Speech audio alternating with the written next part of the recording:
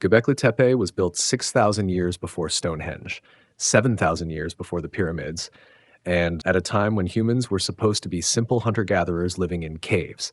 Yet this incredible site features massive stone pillars weighing up to 16 tons, intricate carvings of animals that shouldn't have existed in that region, and construction techniques that rival modern engineering. But here's the most baffling part. After 1,000 years of use, the entire complex was intentionally buried under tons of soil, hidden from the world until 1994. Tonight, let's explore every chapter of this archaeological revolution that's changing our understanding of human civilization itself. But before we dive in, if you're new to this channel, consider hitting that like and subscribe button if you haven't already. Your support means we can continue producing these highly researched videos to help you learn something new or pass the time. Also, let us know where you're watching from and what time it is. So without further ado, let's begin, shall we? Dawn in the Stone Age, the world before Göbekli Tepe. 12,000 years ago, the world was transforming. The great ice sheets that had gripped the northern lands for millennia were retreating. Glaciers melted, sea levels rose, the climate warmed in fits and starts, bringing with it new patterns of rain and growth that would reshape how humans lived on Earth. In the region we now call the Fertile Crescent, this warming brought abundance. Picture a landscape very different from today's arid plains. The hills rolled green with wild grasses. Oak and pistachio forests climbed the slopes. Crystal streams cut through valleys where herds of gazelle grazed alongside wild cattle, the massive aurochs. Wild boar rooted through the undergrowth. Flocks of cranes and geese darkened the skies during their seasonal migrations. The people who lived here were hunter-gatherers, but that simple term doesn't capture the sophistication of their lives. These communities had inhabited this region for thousands of years. They knew every plant, every animal, every water source across vast territories. They understood the seasonal movements of game. They recognized which wild grains grew where and when to harvest them. This was not primitive survival. This was mastery born of deep observation and accumulated knowledge passed down through generations. Archaeological evidence shows these groups were already settling into a new pattern of life. Sites across the region reveal stone buildings, storage pits, and grinding stones for processing wild cereals. The abundance of resources meant people could stay in one place longer. Seasonal camps became year-round villages. Wild wheat and barley grew so thickly in some areas that a family could harvest enough in 3 weeks to last a year. The technology of these people was entirely stone. They crafted tools from flint and obsidian with remarkable skill. Razor-sharp blades, delicate scrapers, heavy choppers and axes. Some of these tools traveled remarkable distances through trade networks. Obsidian from volcanic sources hundreds of miles away appears in sites throughout the region, evidence of extensive contact and exchange between different groups. But these people possessed something beyond practical knowledge and technical skill. They had rich symbolic lives. They adorned themselves with beads made from bone and stone. They created small figurines of animals and abstract forms. They buried their dead with care, sometimes removing the skulls for reasons we can only guess at. The archaeology suggests elaborate rituals, shared mythologies, and complex social bonds that extended beyond individual family groups. The environment shaped everything. Unlike the harsh landscapes to the north, still locked in ice, or the deserts to the south, this region offered abundance without requiring the backbreaking labor of farming. The wild grains alone provided more food than small groups could easily consume.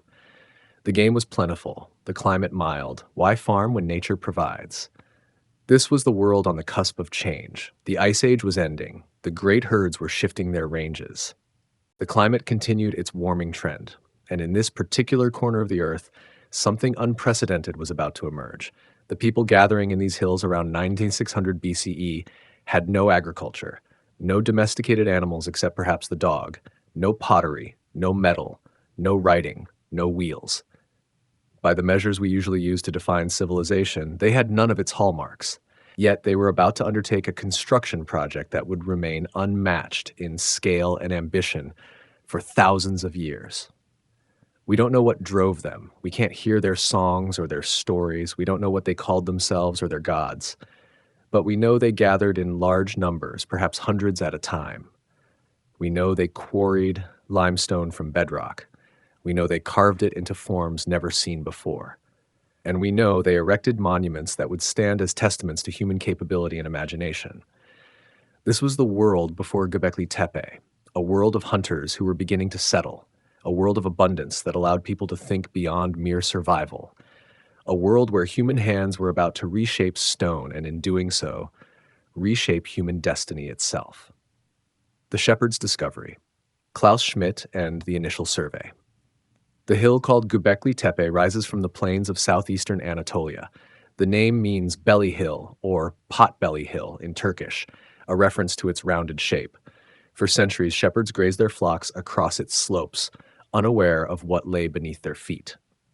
In 1963, a joint survey team from the University of Chicago and Istanbul University was conducting an archaeological survey of the region. They were cataloging sites, taking notes, making initial assessments of potential excavation locations. When they reached Göbekli Tepe, they found broken limestone slabs scattered across the hilltop. American archaeologist Peter Benedict identified the prehistoric stone tools but mistook the worked stones for grave markers from an ancient cemetery. Nothing more. The team moved on. For 3 decades, the site sat in the archaeological record as a minor footnote. An ancient cemetery, perhaps medieval. Not particularly interesting in a region filled with more obvious tells and ruins from better-known periods of history. Then came Klaus Schmidt. A German archaeologist working with the German Archaeological Institute, Schmidt had spent years excavating at Nevala Chori, another site in the region. That dig had revealed something unexpected. Buildings from the early Neolithic period decorated with carved limestone pillars and animal reliefs. The dates were surprisingly early. The craftsmanship sophisticated. Schmidt became convinced that Nevala Chori was not unique, that there must be other sites from this period in the area. In 1994, Schmidt was reviewing old survey reports, looking for overlooked sites that might warrant another look. The brief description of Göbekli Tepe caught his attention. Cemetery? Perhaps. But the mention of limestone slabs triggered his instinct. Limestone was the material used for the pillars at Nevala Chori. Schmidt traveled to the site with a colleague. They walked the hilltop on an October morning. What they saw changed everything. The limestone pieces weren't grave markers. They were worked stone, carved with deliberate tool marks. Some showed traces of reliefs, and there were flint tools scattered everywhere, thousands of them, the telltale signature of a Neolithic site. Schmidt later described his immediate recognition that he had found both a major Neolithic settlement site and a special hilltop location. The evidence was unmistakable to trained eyes. The worked limestone, the density of flint, the shape of the hill itself, too regular to be entirely natural. Within weeks, Schmidt had secured permission to begin excavations. He returned in 1995 with a team and began the methodical work of revealing what lay beneath the soil and rubble. His instinct told him this site was important. The reality would exceed even his expectations. The early surveys using ground-penetrating radar suggested massive structures just below the surface. The limestone pieces on the surface were likely the tops of much larger stones. Schmidt chose his initial excavation areas carefully, selecting spots where the geophysical data showed the most promising anomalies. The first trenches went down through the overburden, the accumulated soil and debris of millennia. The team worked with brushes and trowels, documenting every layer, every artifact, every change in soil color or composition. This is the painstaking reality of archaeology. Hours of careful scraping to move inches deeper into time. And then they hit stone, not just stone, but worked stone. Massive worked stone. The first pillar emerged from the earth like a giant awakening. It was T-shaped, carved from a single piece of limestone standing several meters tall, even though its top was broken. The craftsmanship was extraordinary. Smooth surfaces, clean lines, and as they cleared more soil away, they saw it was decorated with carved reliefs of animals. Schmidt stood in the trench and understood immediately what this meant. The pillar was Neolithic. The style matched what he had seen at Nevala Chori. But this was bigger, much bigger. And as the team expanded their excavation, more pillars appeared. They were arranged in a circle. Some stood upright, others had fallen or been deliberately laid down in antiquity. By the end of that first season, Schmidt knew he had found something unprecedented. This was not a settlement. There were no domestic structures, no hearths, no trash pits. This was something else entirely. A sanctuary, a temple, a ritual center of some kind, built by people who supposedly lacked the social organization and motivation to create monumental architecture. Everything about it defied the established narrative of human development. Agriculture was supposed to come first, creating food surpluses that allowed for specialization in construction projects. But here was monumental architecture without agriculture. Here were massive stone circles erected by hunter-gatherers. The paradigm was wrong, and Schmidt knew it. He would spend the rest of his life excavating Gobekli Tepe, revealing its secrets season by season. The Shepherd's Hill would become the most important archaeological site of the early 21st century, forcing scholars to completely reconsider how civilization began. Reading the tell, unearthing the first pillars. An archaeological tell is a particular kind of site. It's a mound created by human activity, layer upon layer of occupation building up over centuries or millennia. Each time a structure collapses or is torn down, debris fills the space. New buildings rise on top of the old. Trash accumulates. Walls crumble.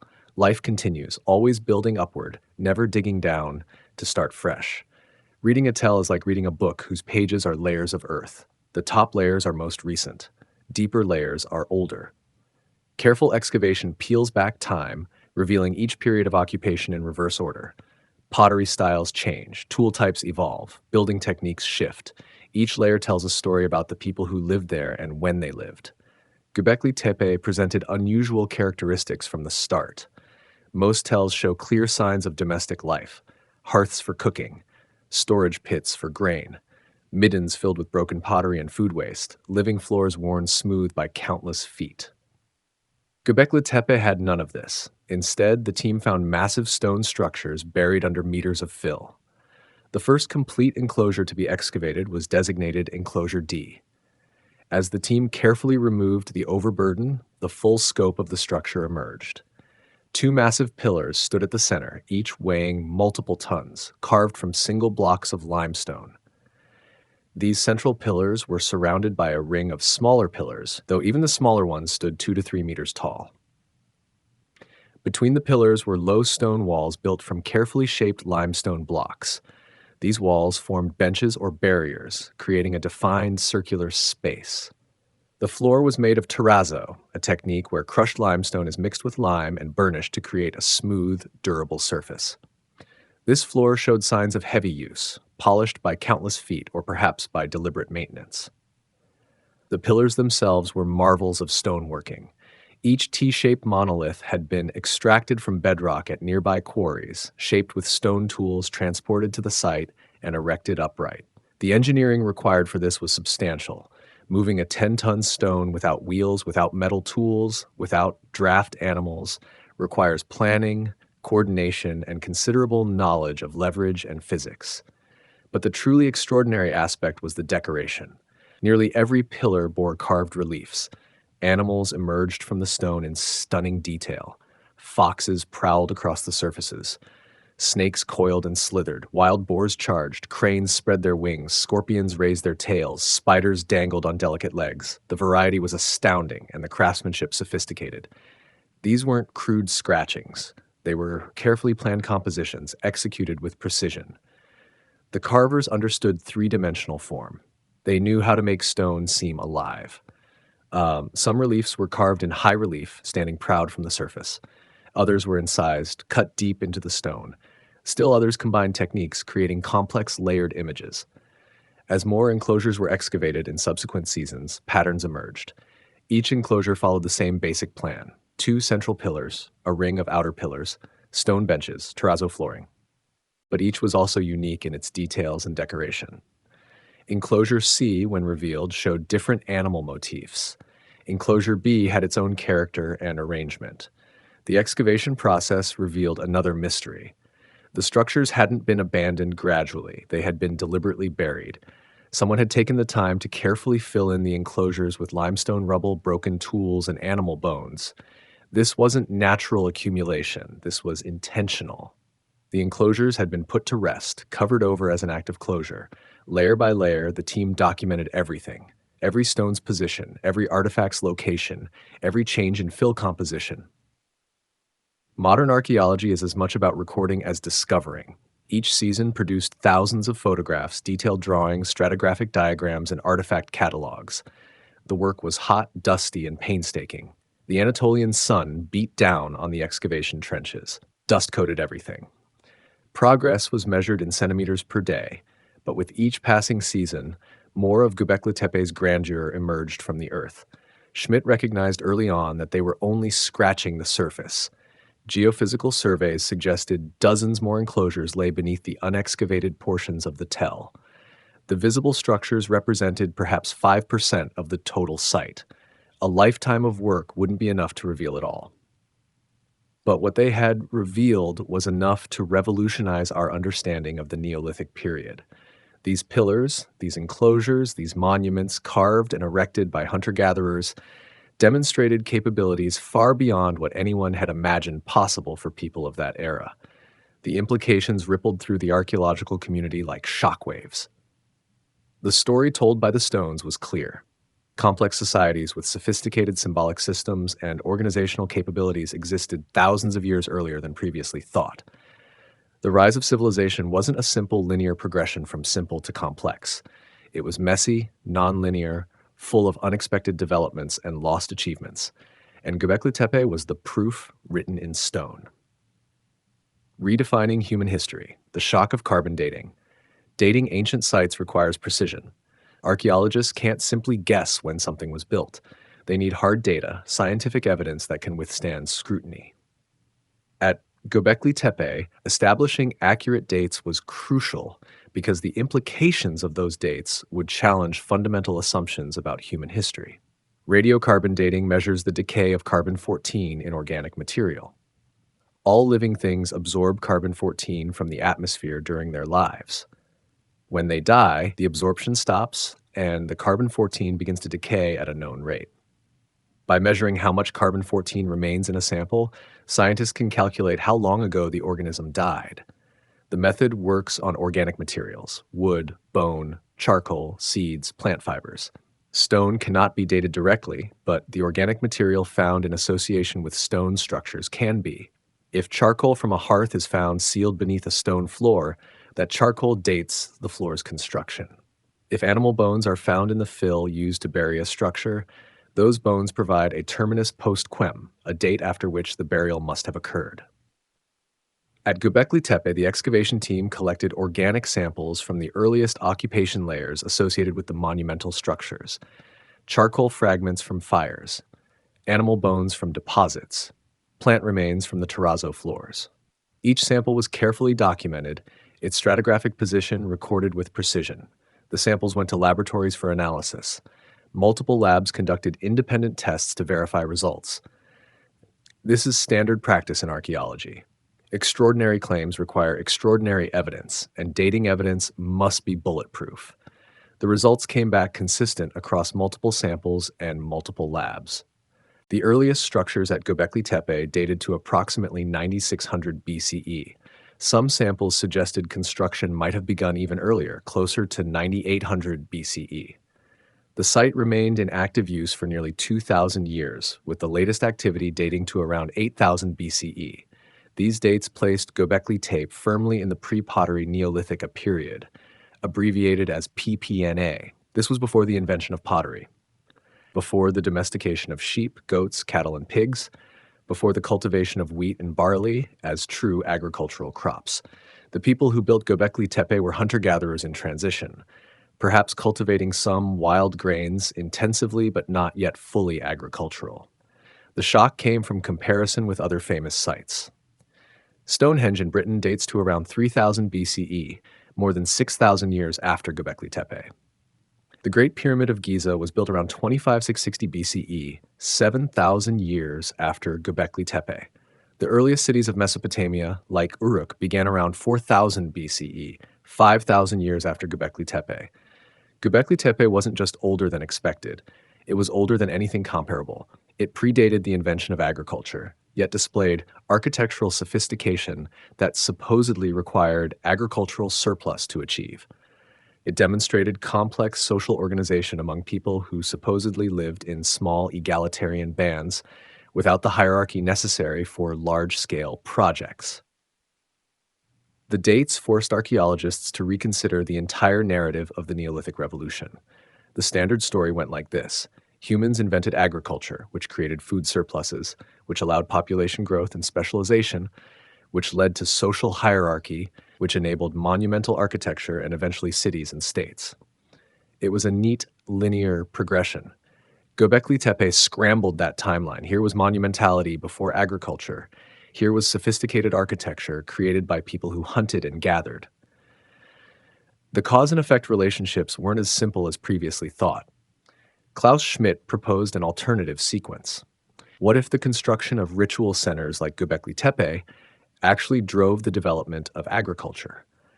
What if the need to feed large numbers of people gathering periodically for construction and ceremony created pressure to intensify wild grain cultivation, which eventually led to domestication? This wasn't just speculation. Evidence from the region showed that wild grain processing intensified during exactly the period when Gobekli Tepe was active. Grinding stones became more common. Storage facilities appeared.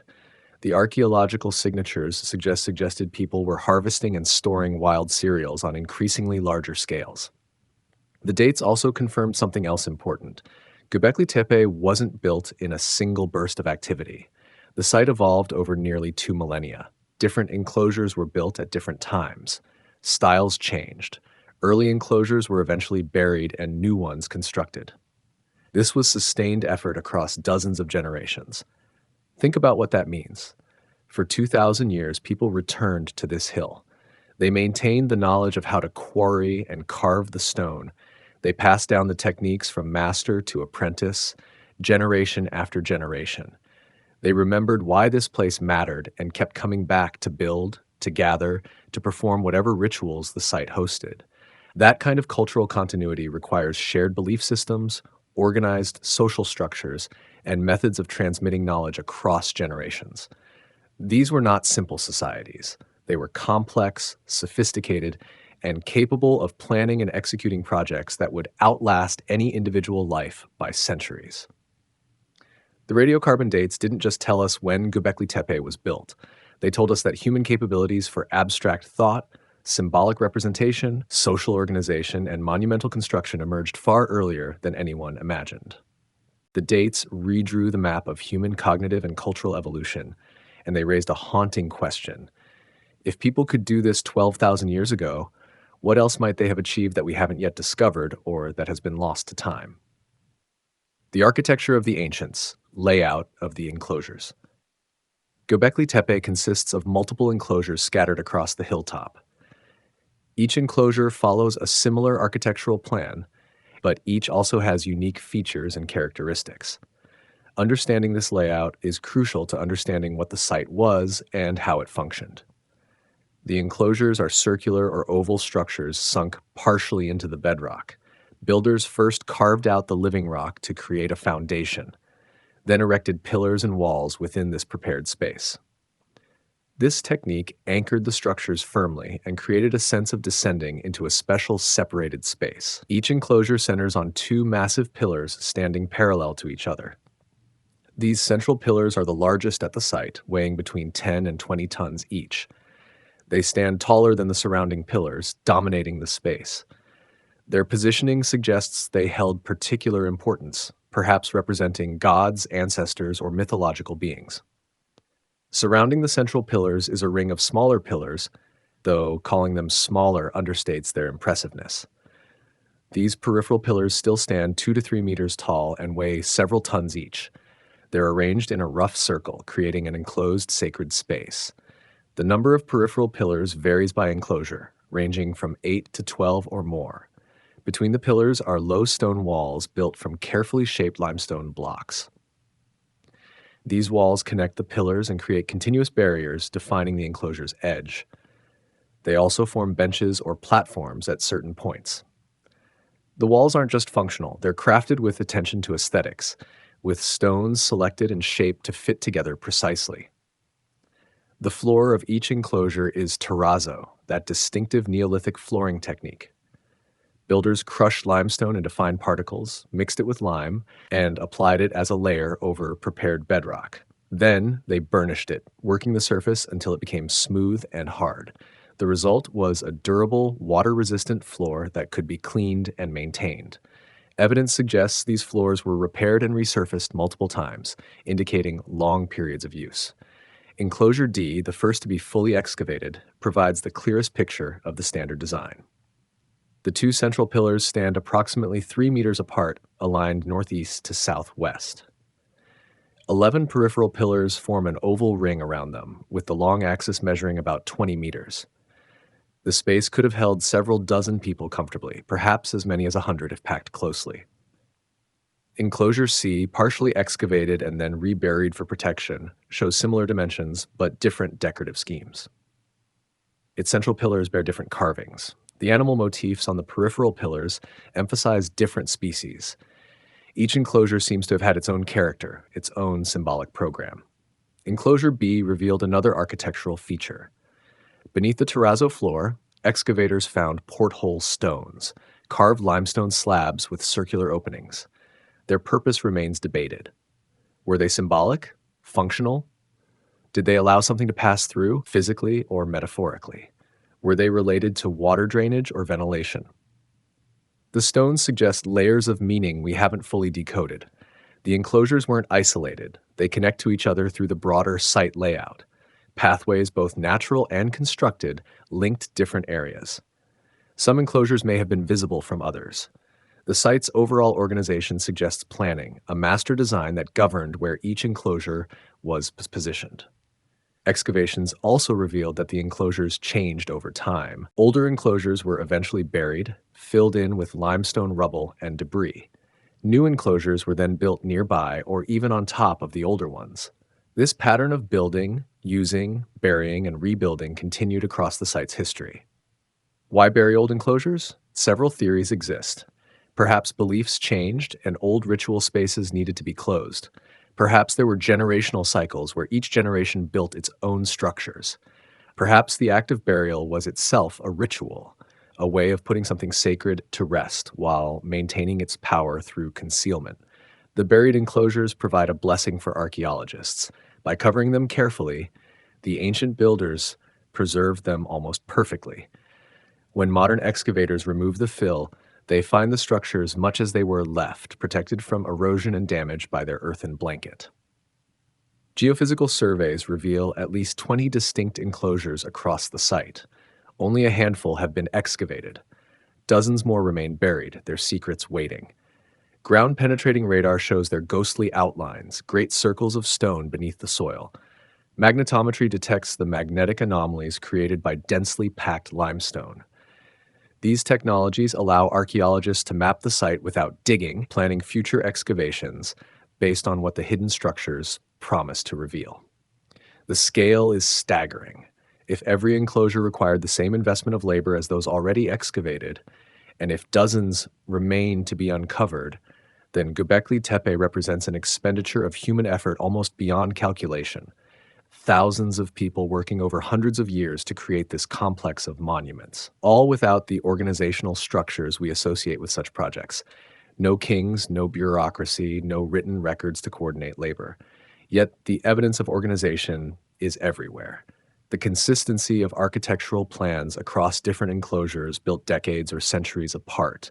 The standardization of the T-shaped pillar form. The technical knowledge required for quarrying, carving, transporting, and erecting the stones. All of this required systematic knowledge transmission, skilled master craftspeople, and coordinated labor. The architecture tells a story of capability and intention. These weren't crude first attempts at building. They were sophisticated, carefully planned structures created by people who understood stone, understood space, and understood how to create places that would inspire awe. Walking among the excavated enclosures today, even as ruins, one feels the power of these spaces. They were designed to impress, to overwhelm, to create experiences that would lodge in memory and draw people back across vast distances and time. A menagerie in stone, the enigmatic carvings. The pillars at Göbekli Tepe are covered with carved reliefs of animals. Not every pillar bears decoration, but many do, and the variety and skill of the carvings rank among them the most impressive achievements of Neolithic art anywhere in the world. Foxes appear frequently, shown in profile or from above. The carvers captured the fox's distinctive features: pointed snouts, bushy tails, alert ears. Some foxes are depicted alone, others appear in groups or in apparent interaction with other animals. The attention to anatomical detail suggests the carvers knew these animals intimately, had observed them closely over many years. Snakes slither across multiple pillars, their sinuous bodies rendered in relief or deep carving. Some snakes are naturalistic representations of local species. Others are more stylized, reduced to flowing lines and triangular heads. The prominent placement of snakes suggests they held particular significance. In many ancient belief systems, snakes connect the underworld with the surface, serving as boundary crossers and mediators between worlds. Wild boars charge and root, their powerful shoulders and dangerous tusks emphasized. These weren't animals to take lightly.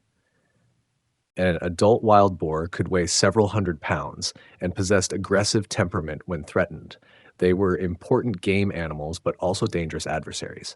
Their inclusion on the pillars may relate to hunting prowess, courage, or the liminal space between human and animal worlds.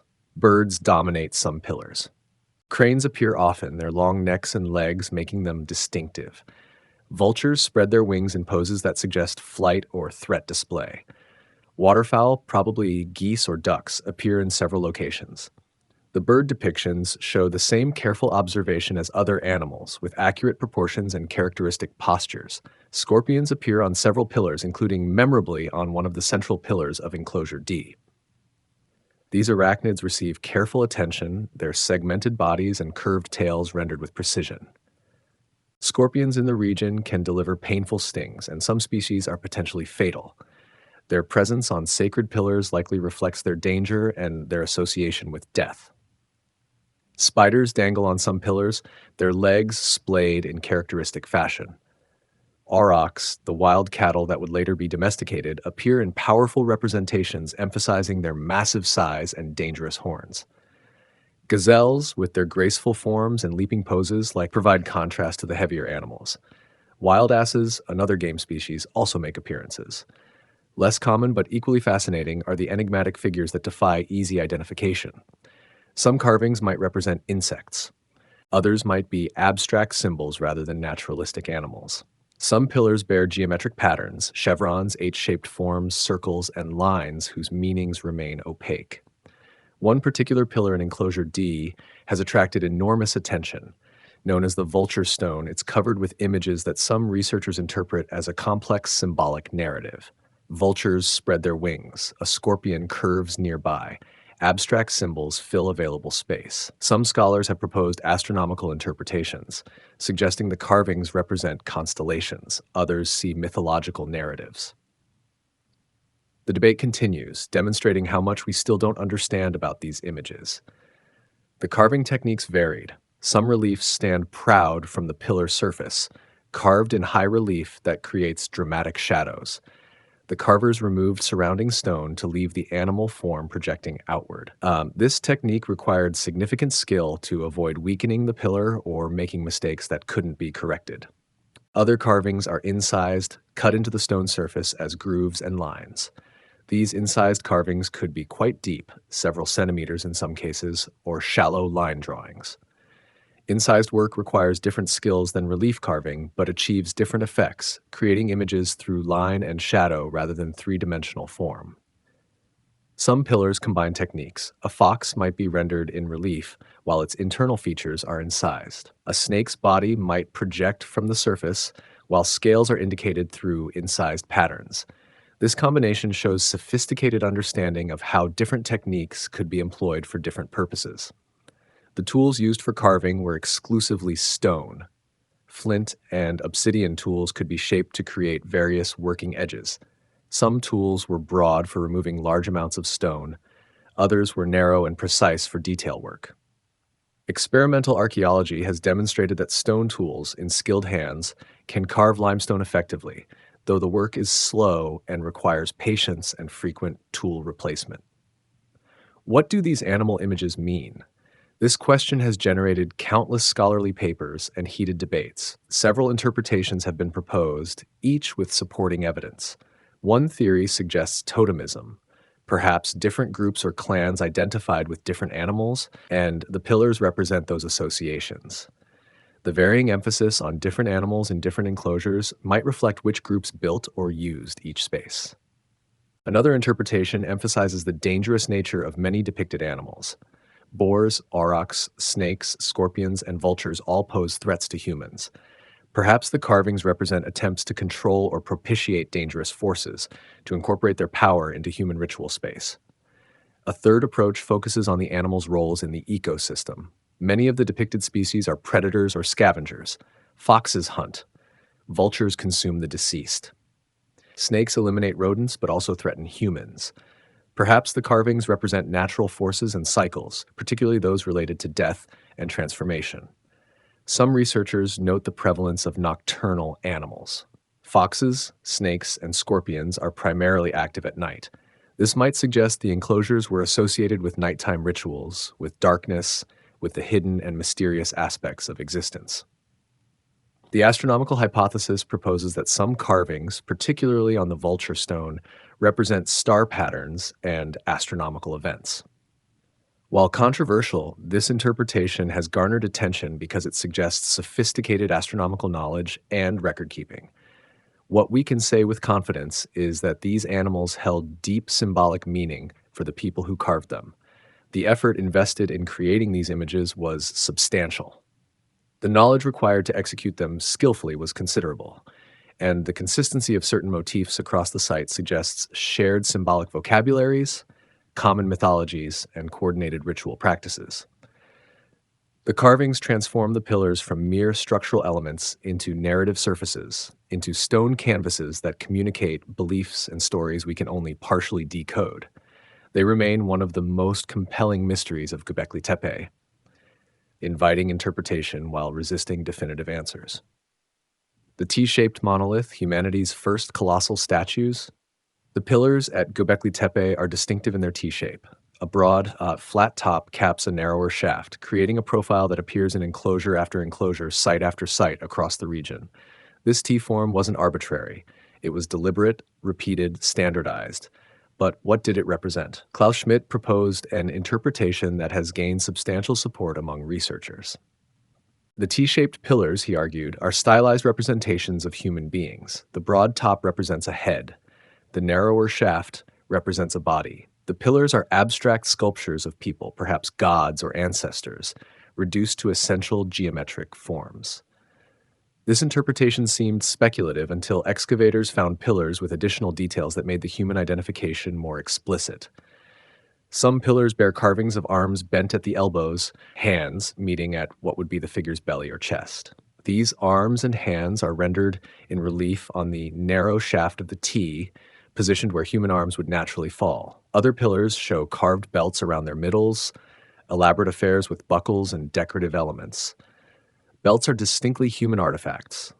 No animal wears a belt. The presence of belts on some pillars strongly suggests these monoliths represent clothed, adorned human forms. A few pillars display loincloths or aprons, another indicator of anthropomorphic representation.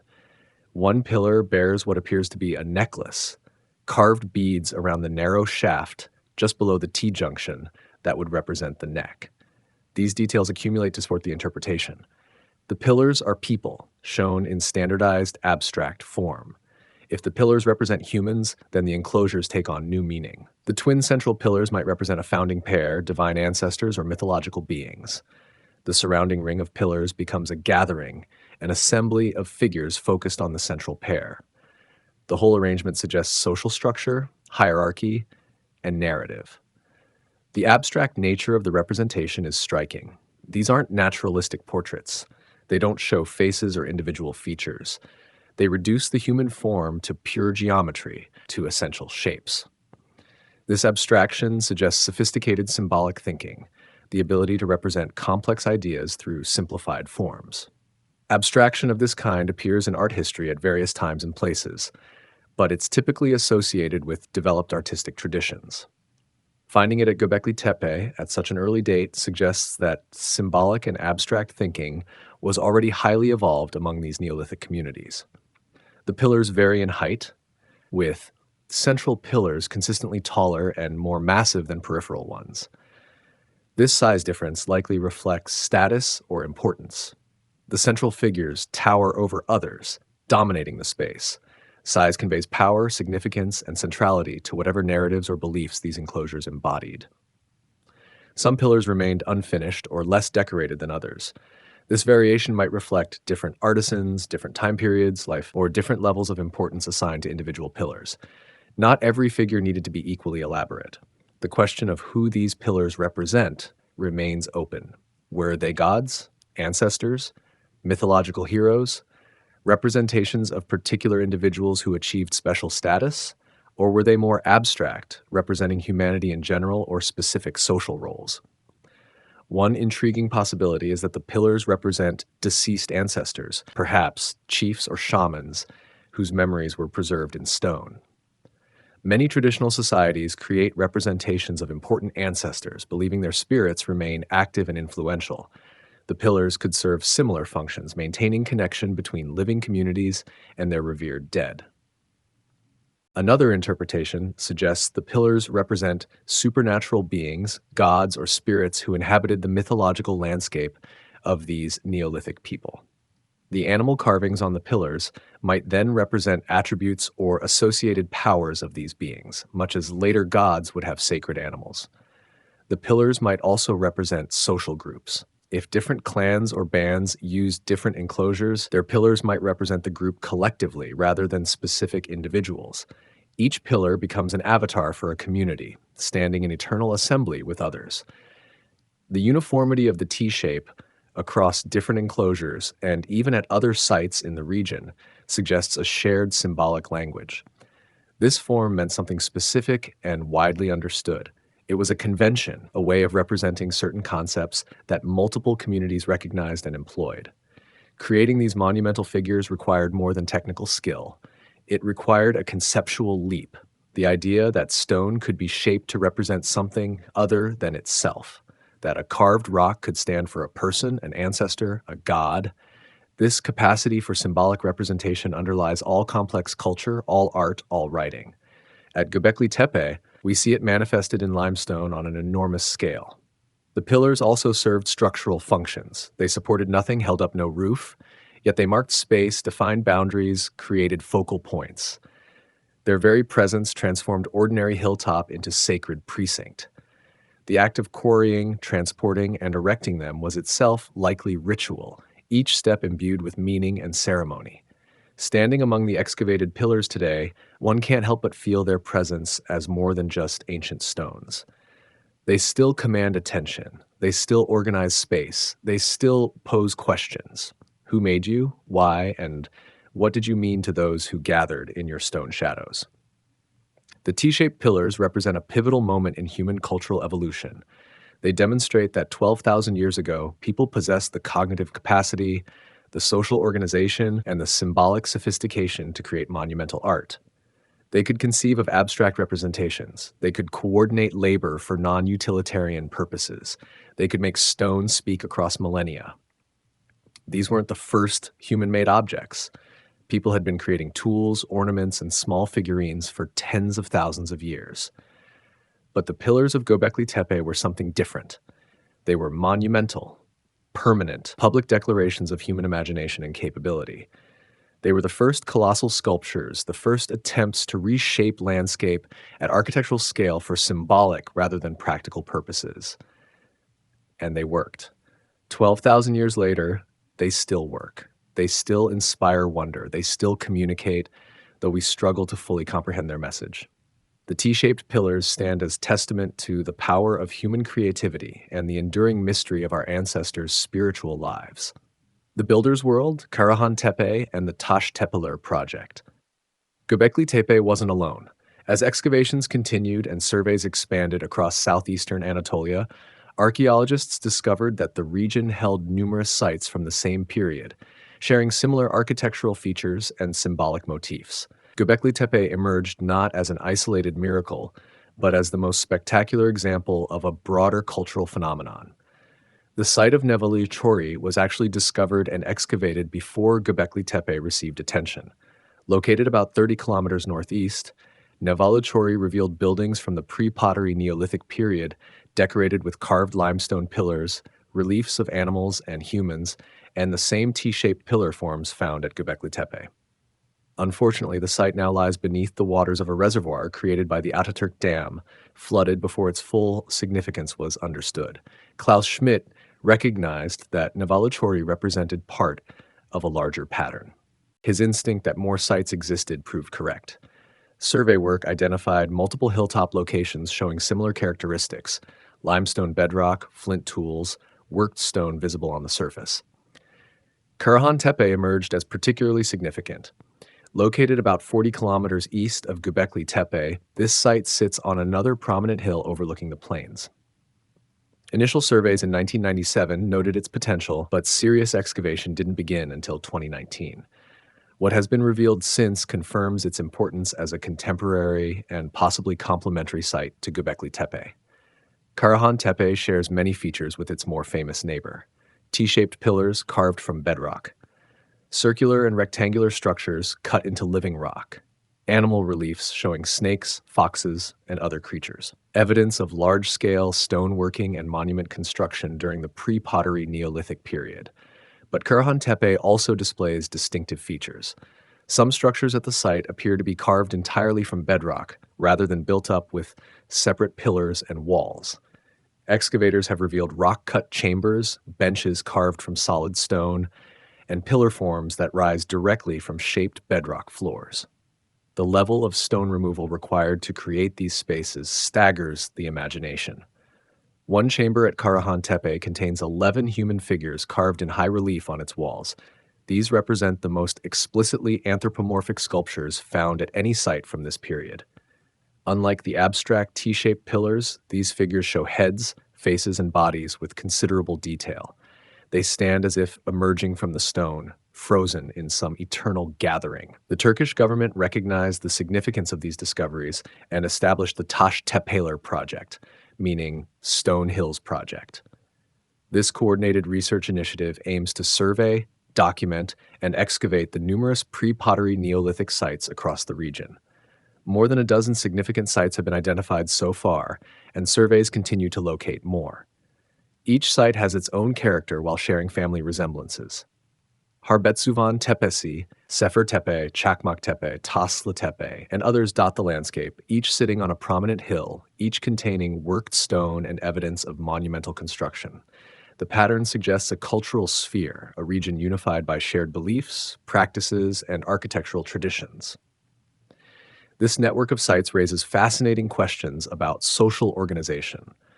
Were these sites contemporary, all in use at the same time, or did they succeed each other, each new generation building its own ritual center? Evidence suggests both dynamics were at play. Some sites overlap chronologically. Others appear to represent sequential development. The distribution of sites isn't random. They cluster in particular geographic areas, typically on hills that provide commanding views of surrounding territories. This placement suggests they served as landmarks, visible gathering points for dispersed populations. During certain seasons or ceremonies, groups might have traveled to these hills from considerable distances. The similarities in construction techniques and symbolic vocabularies indicate communication and exchange between groups. The T-shaped pillar form didn't spontaneously arise independently at multiple locations. It spread through contact, teaching, and shared tradition. Master builders who knew how to quarry and shape the stones must have traveled or been exchanged between communities. The differences between sites are equally informative. Each community adapted the basic template to local conditions and preferences. Some emphasized certain animals in their carvings. Others developed distinctive architectural variations. This pattern of shared tradition with local expression characterizes cultural development throughout human history. Göbekli Tepe appears to be the largest and most elaborate of these sites, but that assessment might change as excavations proceed at other locations. Karahan Tepe may rival it in scale. Other sites remain largely unexplored. The full extent and complexity of this Neolithic cultural landscape continues to unfold. The Taş Tepeler project represents modern archaeology at its best. Rather than focusing on single spectacular sites, it takes a regional approach, understanding that human activity occurs within broader landscapes and cultural networks. By studying multiple sites together, researchers can identify patterns, trace developments over time, and understand how communities interacted. Recent excavations have also revealed evidence of settlements associated with some ritual sites. While Gobekli Tepe shows no signs of permanent habitation, some neighboring sites include domestic structures alongside monumental buildings. This suggests a more complex picture. Some locations served purely ritual functions, while others combined sacred and domestic spaces. The regional perspective also helps address practical questions. Where did the builders live? How did they organize labor? What resources sustained them? By examining the landscape as a whole, looking at water sources, game territories, wild grain stands, and stone sources, archaeologists can reconstruct the economic and social systems that made monumental construction possible. DNA analysis of human remains from the region, though scarce from this early period, suggests considerable population movement and mixing. People weren't isolated in tiny bands. They traveled, traded, married across groups, and maintained contact over considerable distances. The ritual centers may have served as periodic gathering places where these dispersed populations came together. The stone hills of southeastern Anatolia preserve evidence of a sophisticated Neolithic culture that flourished for millennia. These weren't crude experiments by primitive people. They represent a mature cultural system with established traditions, skilled specialists, and complex symbolic expression. Göbekli Tepe stands as the crown jewel of this culture, but the surrounding sites show it was part of something larger, a world we're only beginning to understand. The quarry and the tools engineering a megalithic site. The pillars at Göbekli Tepe didn't materialize from air. They came from stone, and stone had to be quarried. Understanding how the builders extracted, shaped, and moved massive limestone blocks reveals much about their technical capabilities and organizational sophistication. The quarries lie close to the site, within a few hundred meters in most cases. This proximity was crucial. Moving multi-ton stones without wheels or draft animals was difficult enough. Doing it over long distances would have been nearly impossible. The builders chose Göbekli Tepe's location partly because of the excellent limestone bedrock available nearby. Limestone forms in layers with natural bedding planes between strata. Ancient quarriers learned to exploit these planes, working their tools into natural cracks and joints to separate large blocks from the bedrock. This technique reduced the amount of stone that needed to be cut and took advantage of the stone's own structure. The process began with surveying and marking.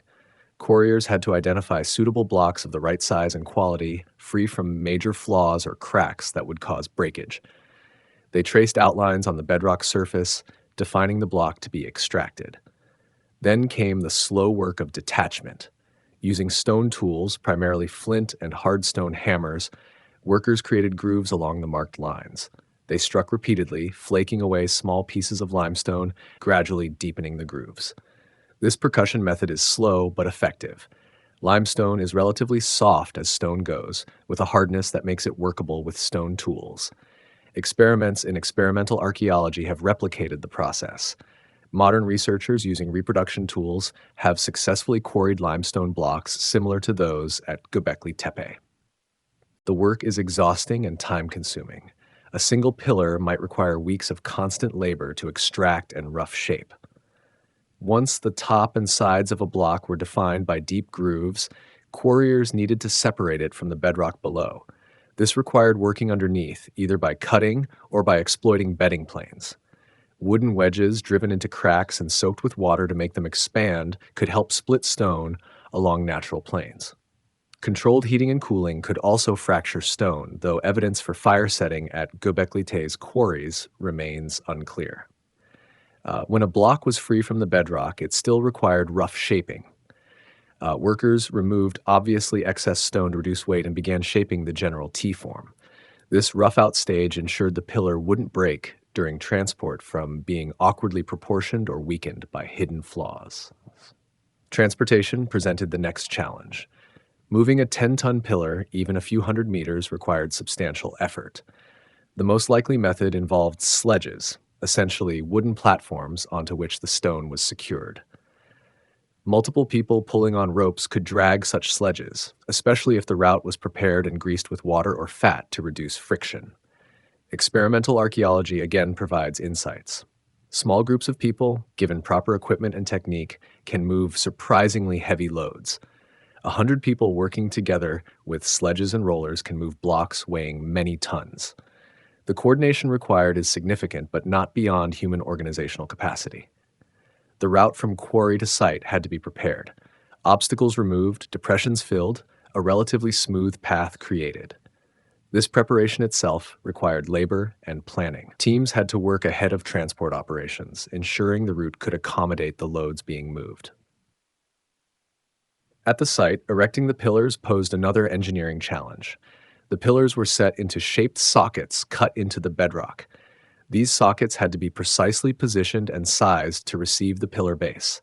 Getting a multi-ton stone upright and into its socket required leverage, probably using wooden timbers as fulcrums and levers.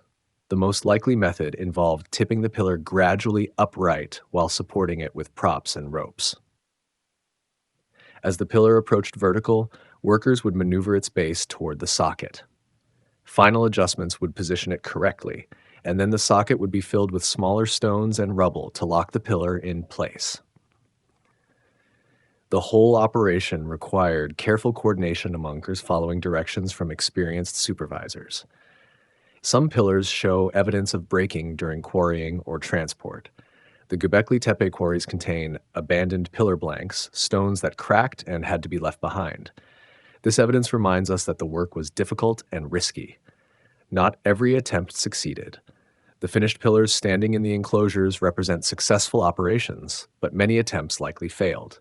The tools used left their marks. Close examination of pillar surfaces reveals percussion marks, the dimpled texture created by repeated striking with stone hammers. Some areas show grooves from stone chisels or scrapers. The carvers used different techniques for different purposes. Pecking for rough shaping, grinding for smooth surfaces, cutting for detailed reliefs. Flint tools were crucial. Flint, when properly struck, produces extremely sharp edges capable of cutting and scraping stone.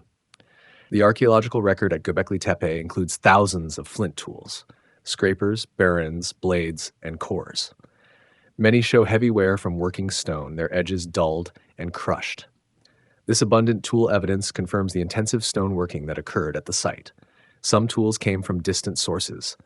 Obsidian, volcanic glass that produces exceptionally sharp tools, appears at Göbekli Tepe despite the nearest sources being hundreds of kilometers away. This indicates trade networks and the value placed on superior tool materials. The finest carving work may have been done with obsidian tools, their razor edges capable of delicate detail work. The engineering knowledge required for all this was substantial. Quarriers needed to understand stone properties, knowing where it would fracture and how to control that fracturing. Transport teams needed to grasp principles of leverage and force distribution. Carvers needed to judge depths and angles, understanding how light and shadow would play across three-dimensional surfaces. This knowledge wasn't written down. It existed in the minds and hands of skilled practitioners, passed down through teaching and apprenticeship. Young people would have learned by watching and doing, gradually acquiring the skills needed for each task. The presence of less skilled work alongside masterful carving suggests this apprenticeship system in action. The sheer scale of stoneworking at Göbekli Tepe represents one of humanity's first great engineering projects.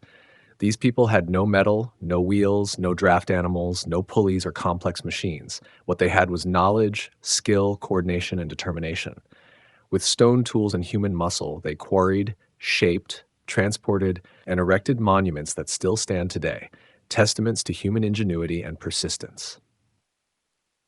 Feasts for the builders, evidence of ritual and sustenance. Archaeology isn't only about architecture and artifacts. Some of the most revealing evidence comes from the humblest materials: broken bones, charred seeds, and soil chemistry. At Göbekli Tepe, analysis of these biological remains reveals how people sustained themselves during their activities at the site.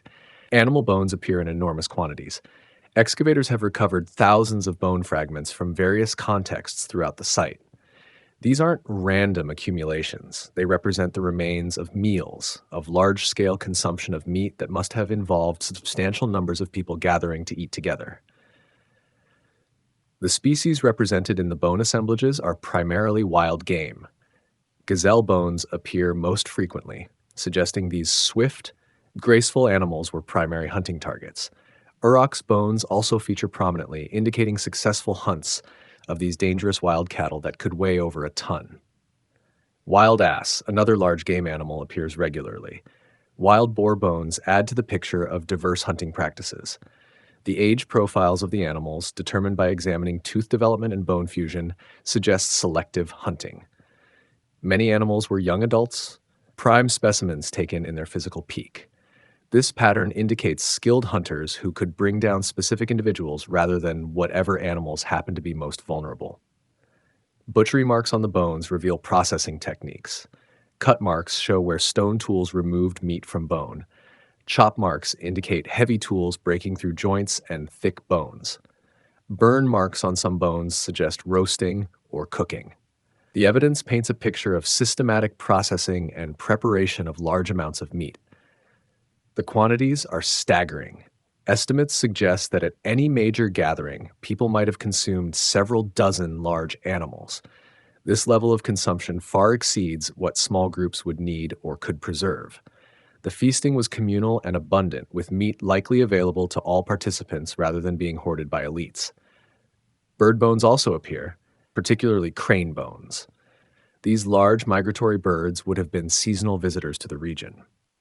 Their capture and consumption might have been tied to specific times of year, perhaps during seasonal gatherings that coincided with the birds' migrations. Interestingly, the bone assemblages show an evolution over time. Earlier layers contain more diverse species. Later layers show increasing proportions of sheep and goat bones, suggesting the gradual shift toward animal domestication. This transition appears in the archaeological record at Gobekli Tepe, providing evidence for one of history's most important transformations happening in real time. Plant remains tell another part of the story. Archaeobotanists recovered seeds, chaff, and other plant materials from site deposits. Wild wheat and barley seeds appear abundantly, along with lentils, peas, and other legumes. These were wild varieties, not yet domesticated, but they were being collected, processed, and consumed in large quantities. Grinding stones found at the site show heavy wear from processing grain. The people at Gobekli Tepe were turning wild cereals into flour for making bread or porridge. This required labor but was clearly worth the effort given the nutritional returns. One particularly intriguing discovery involves evidence for fermented beverages. Chemical analysis of residues in stone vessels revealed traces of oxalate, a compound that forms during beer production. This finding has led researchers to propose that ancient beers or similar fermented grain drinks were prepared and consumed at Gobekli Tepe. If correct, this would be among the earliest evidence for intentional alcohol production anywhere in the world. Beer production requires specific knowledge. Grain must be malted, mashed, and fermented under controlled conditions. The process takes days and requires containers, heat, and attention. That people invested this effort suggests fermented beverages played important roles in their activities. Beer or similar drinks would serve multiple functions. They provided calories and nutrition. They made water safer to drink through the fermentation process. They altered consciousness, creating experiences that might be interpreted as spiritual or sacred. And they facilitated social bonding, lowering inhibitions and encouraging communal feeling during gatherings. The feasting evidence strongly suggests that Gobekli Tepe was a periodic gathering place rather than a permanent settlement. The quantities of food consumed, the lack of storage facilities, and the absence of domestic architecture all point toward episodic use. Groups would arrive, perhaps from considerable distances, gather for some period of days or weeks, feast and perform rituals, and then disperse. These gatherings would have been major events in the social calendar. People would anticipate them, prepare for them, travel to attend them. The feasts themselves would create and reinforce social bonds, provide opportunities for exchange of information and goods, allow young people to find partners from outside their immediate groups, and facilitate the collective labor needed for construction and maintenance. Feeding hundreds of people required organization. Hunters had to coordinate their efforts, bringing in large game. Plant collectors had to gather substantial quantities of wild grains. Processors had to grind grain and prepare food. Cooks had to manage fires and prepare meals. This logistical complexity required leadership, planning, and cooperation among groups that might otherwise have limited contact. The feasting also created obligations and relationships.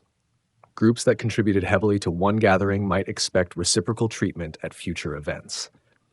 Prestige might accrue to successful hunters or to groups that could provide particularly abundant contributions. These dynamics could create proto-political structures based on achievement and generosity rather than on inherited status. Some researchers have suggested that the need to feed people during these gatherings created pressure toward agricultural intensification. If seasonal gatherings at Göbekli Tepe drew increasingly large crowds, then ensuring adequate food supplies would become progressively more challenging.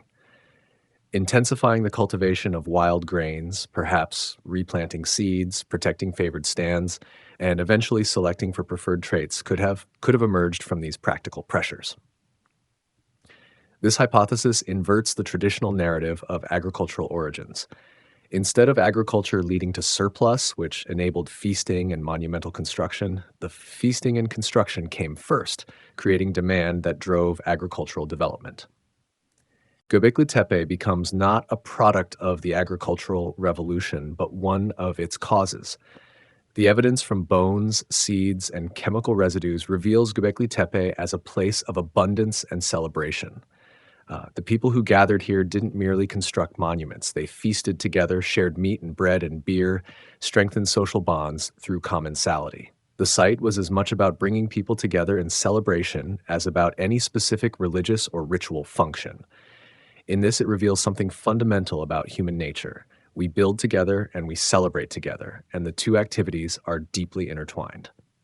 The Hunter's Sanctuary? Debating the site's purpose. Standing on the ancient hill, we face a question that has occupied scholars for 3 decades. What was Göbekli Tepe? The absence of certain features tells us as much as their presence. No hearths warm these stone circles. No grain storage pits lie hidden in the earth. No midden heaps of daily refuse accumulate outside the walls. The excavations have revealed no domestic architecture, no living quarters, no signs that anyone called this place home. Klaus Schmidt, who devoted his career to understanding this site, proposed what became known as the cathedral hypothesis. He saw Göbekli Tepe as a sanctuary, a place set apart from ordinary life. The hilltop location, visible from great distances across the plain, suggested intentional prominence. The elaborately carved pillars, the careful stone floors, the monumental scale, all pointed toward ritual significance. Archaeological evidence supports this interpretation in compelling ways. The enclosures share architectural features with later known temples. The carved animals might represent totemic beings or spiritual powers. The T-shaped pillars, some bearing carved arms and belts, could depict ancestor spirits or deities. The site draws people together but offers no accommodation for their stay. Yet other scholars propose different readings of the evidence. Some suggest Göbekli Tepe functioned as a gathering place for knowledge exchange.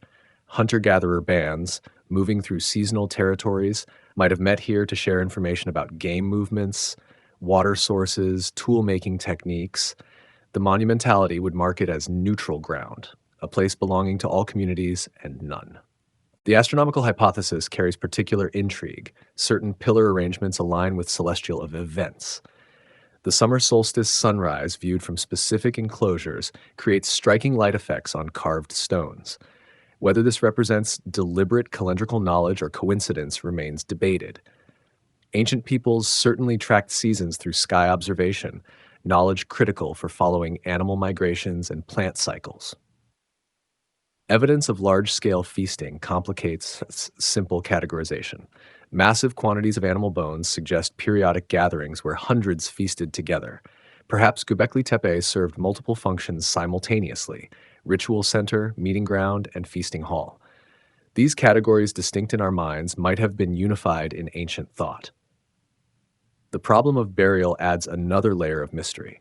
If Göbekli Tepe was sacred, why fill it with earth and rubble? If it served practical functions, why preserve it so carefully? Deliberate backfilling suggests reverence, but for what exactly? Recent work at similar sites in the region provides context.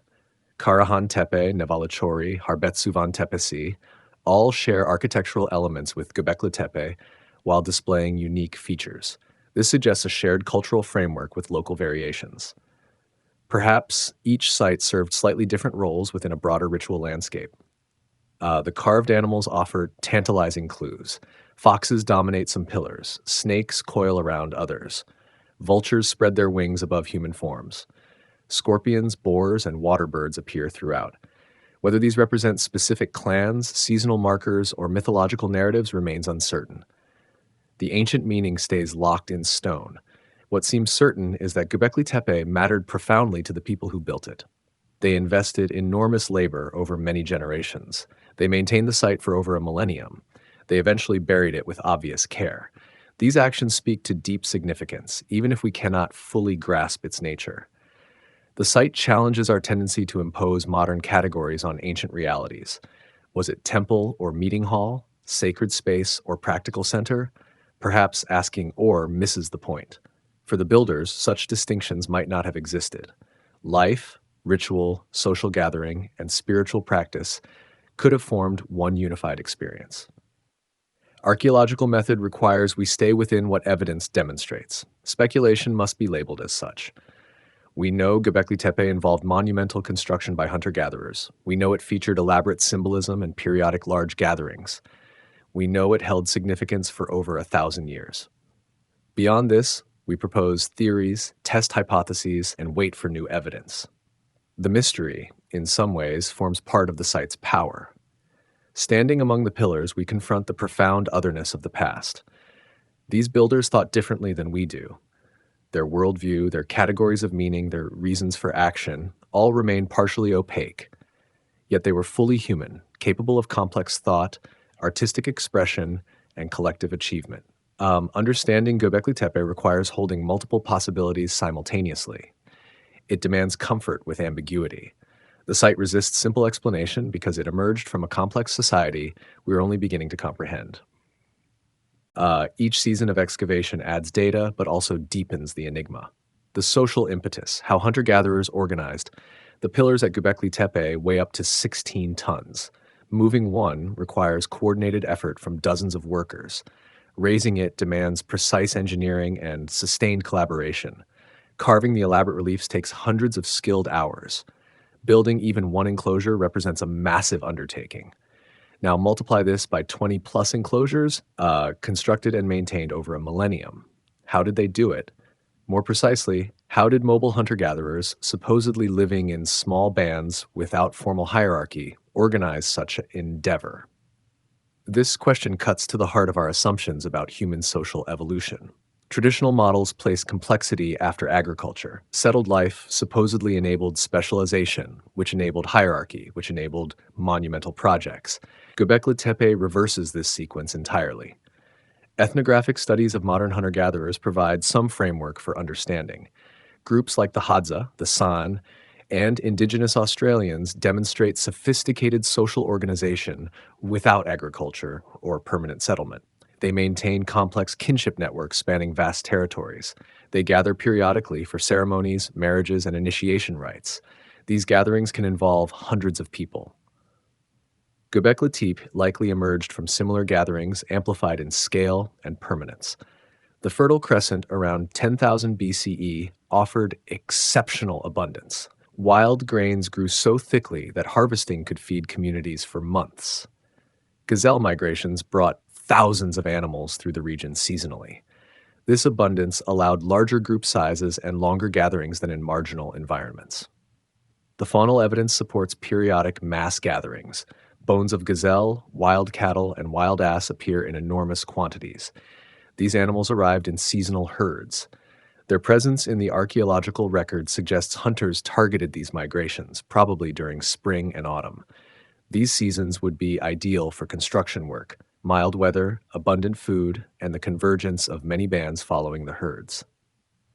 Labor organization likely followed patterns still visible in some traditional societies. When a task requires collective effort, building a ceremonial house, preparing for a major feast, the community mobilizes. People contribute according to ability and receive status through participation.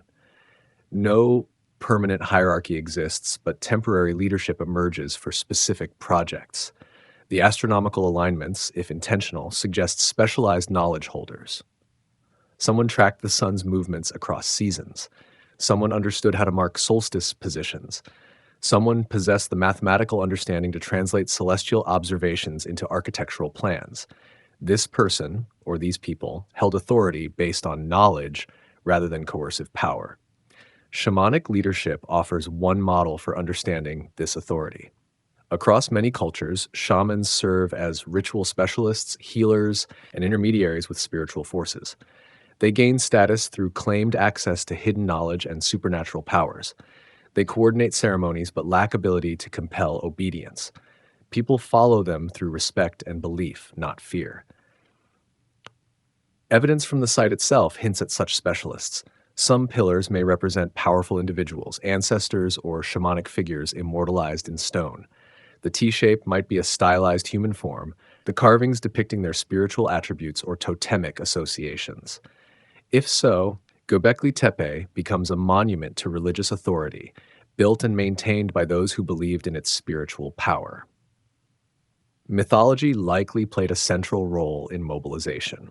Shared stories, passed orally through generations, could have connected diverse bands across the region. These narratives might explain the hilltop's significance, the meaning of the carved animals, the proper way to construct the pillars. Participating in the construction would mean connecting with these sacred stories, becoming part of something larger than oneself. The presence of multiple enclosures, built and rebuilt over centuries, suggests ongoing participation by different groups. Each band might have claimed responsibility for specific structures.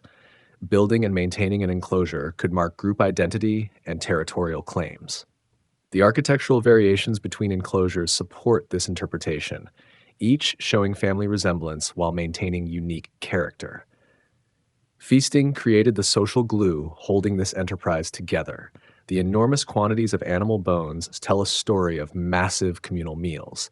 These feasts served multiple functions, feeding workers, marking construction milestones, reinforcing social bonds, and demonstrating group prestige. The scale suggests hundreds of participants consuming entire herds of animals. Evidence of beer production adds another dimension. Ground stones with residues of fermented grain appear throughout the site. Beer brewing in Neolithic contexts often accompanied ritual and feast. The mildly intoxicating beverage facilitated social bonding, religious experience, and communal celebration. At Gobekli Tepe, beer might have flowed as freely as the limestone chips. The pillar transportation itself could have been ceremonial. Moving a massive stone would require many hands pulling ropes, many feet steadying the load, many voices coordinating the effort. This collective strain, this shared achievement, would create powerful social bonds. The journey from quarry to enclosure might have been as ritually significant as the pillar's final placement.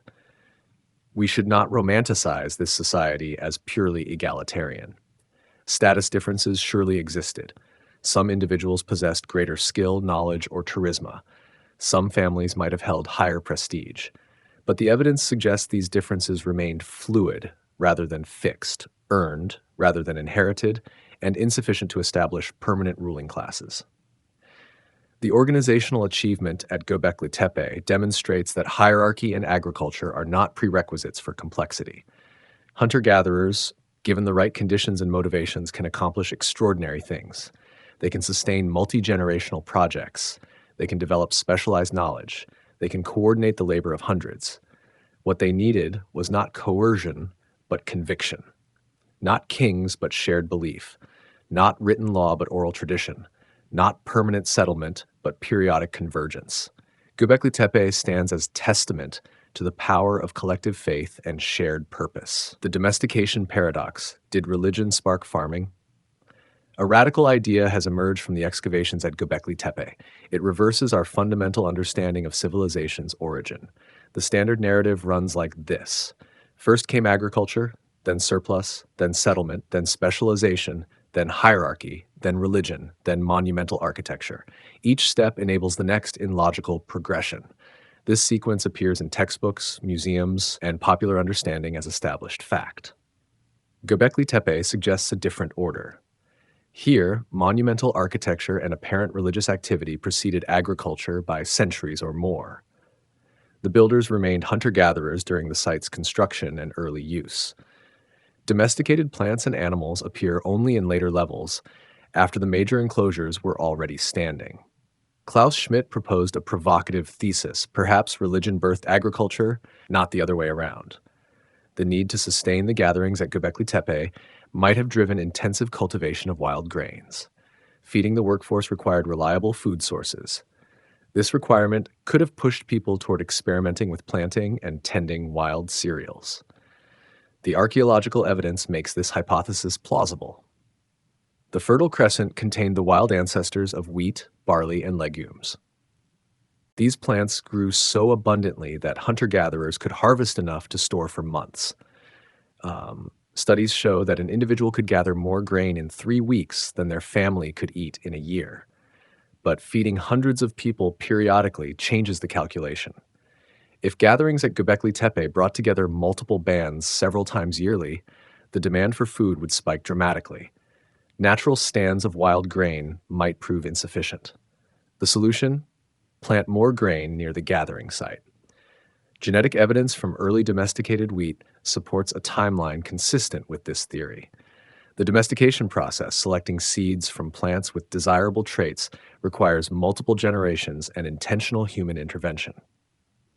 This process appears to have begun in the Fertile Crescent around the same time Göbekli Tepe flourished. The site itself contains evidence of this transition. Early levels show only wild species. Middle levels reveal increasing proportions of grain and legume remains. Later levels contain the first morphologically domesticated forms. The botanical record documents the domestication process happening in real time at the site. Animal domestication follows a similar pattern. Wild cattle bones dominate early levels. As time progresses, bones show gradual changes in size and proportion consistent with early domestication. Sheep and goat remains appear later, showing the characteristic signs of human management. The faunal record traces the same agricultural transition visible in the plant remains.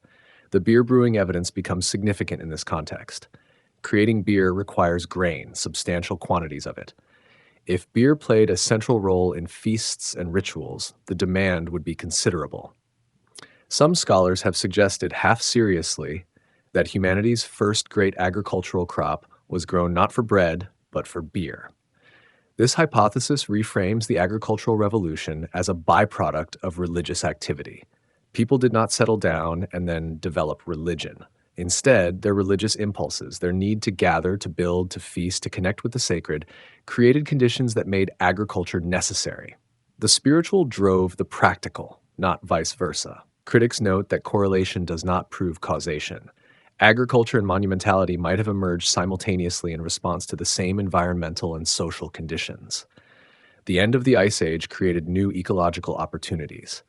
Population growth pressured existing hunting and gathering strategies. Climate stability allowed experimentation with cultivation. Yet the temporal sequence at Göbekli Tepe is clear. The monumental architecture comes first. The agricultural evidence comes later. Whatever the ultimate cause, the site demonstrates that hunter-gatherers could and did build complex ritual centers before adopting farming. This pattern appears across multiple Taş Tepeler sites. Karahan Tepe, Harbetsevan, Sayburç all show similar sequences. Monumental stone architecture precedes full agricultural commitment. The phenomenon spans the entire region, suggesting a widespread cultural pattern rather than a local anomaly.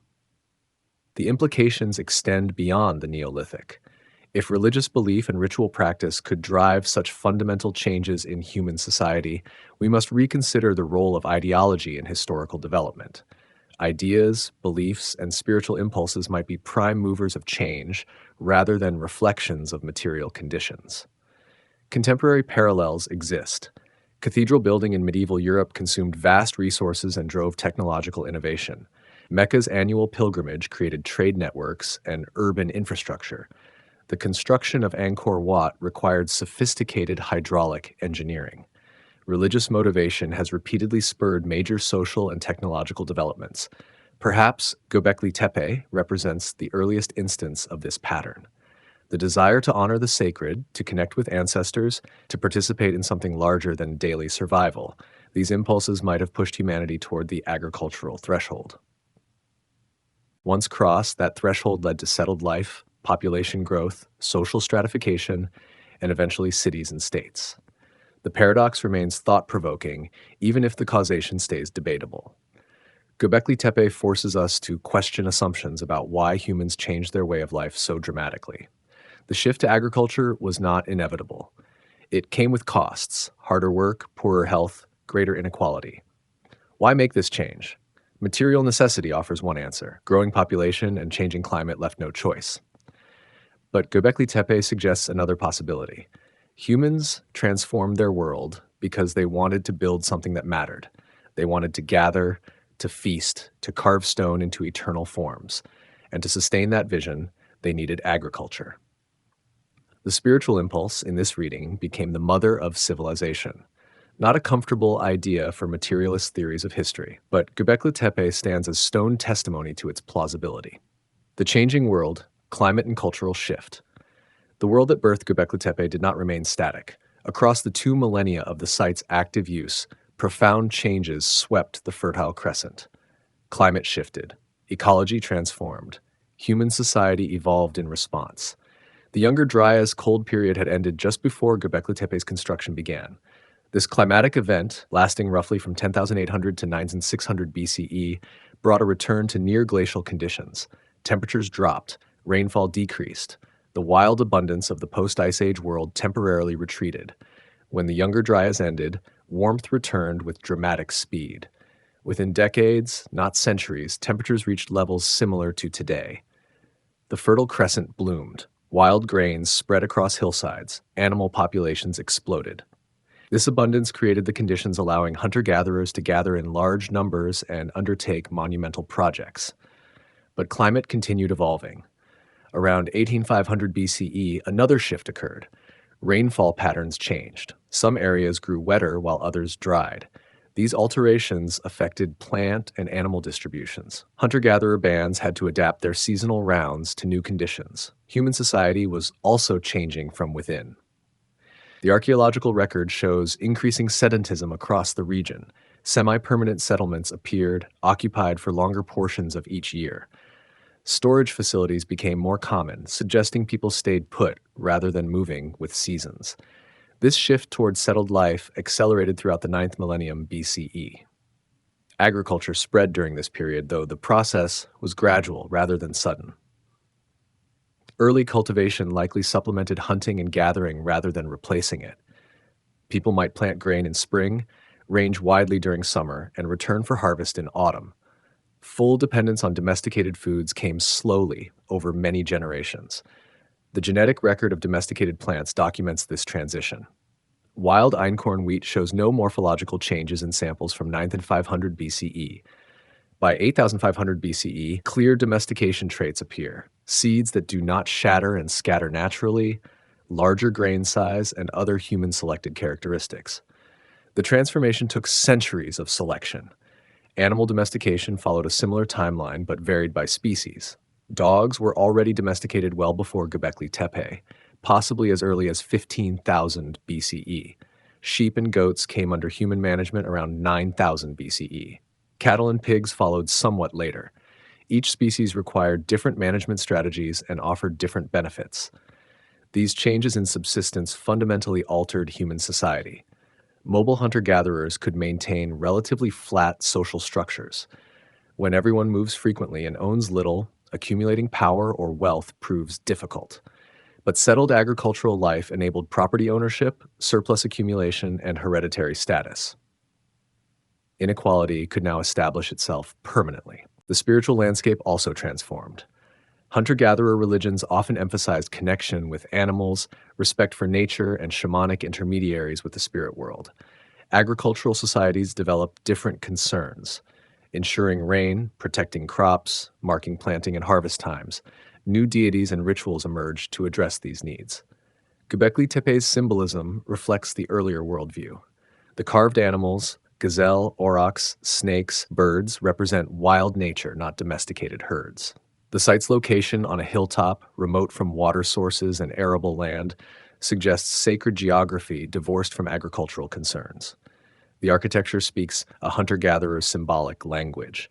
As agriculture spread, the site's relevance likely diminished. Settled farming communities had different ritual needs. They built shrines within their villages rather than pilgrimaging to distant hills. Their symbolic vocabulary shifted from wild animals to agricultural metaphors. The old stone circles must have seemed increasingly archaic. The evidence for this cultural shift appears in sites contemporary with later Göbekli Tepe. Nivali Chori, a settlement from around 8,500 BCE, contained both domestic architecture and monumental buildings with T-shaped pillars.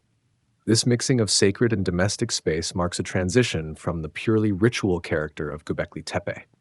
Chayonu, another pre-pottery Neolithic site, shows clear evidence of social stratification absent at Göbekli Tepe.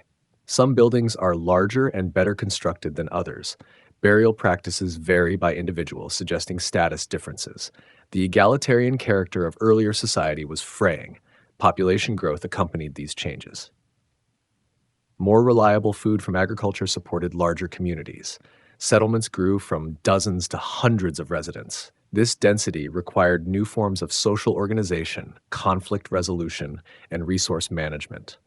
Complexity increased in multiple dimensions simultaneously. Trade networks expanded during this period. Obsidian from Anatolian volcanoes appears at sites hundreds of miles away. Marine shells from the Mediterranean reach inland locations. These goods move through exchange networks connecting distant communities. Such networks required trust, reciprocity, and shared cultural understanding. Technology also advanced. Pottery appeared around 7000 BCE, revolutionizing food storage and cooking. Copper smelting began shortly after, introducing metallurgy and enabling new tool types. These innovations came in quick succession once the agricultural foundation was laid. The pace of change was accelerating.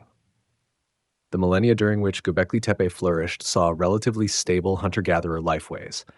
But once agriculture took hold, societal transformation sped up dramatically. Within 2,000 years of Göbekli Tepe's burial, the first true cities were emerging in Mesopotamia. For the people experiencing these changes, the transformation must have been gradual, barely perceptible within individual lifetimes. Yet over generations, their world became unrecognizable. The old ways, the old shrines, the old stories, all faded as new realities demanded attention. Göbekli Tepe stood as a monument to a vanishing world. The stone circles remembered a time when humans moved with animal herds, when wild grain grew without planting, when the sacred dwelt on high hills rather than in village temples. As that world receded, the site's purpose shifted from living ritual center to ancestral monument. The deliberate end, the burial of Göbekli Tepe, around 8000 BCE, something remarkable happened at Göbekli Tepe.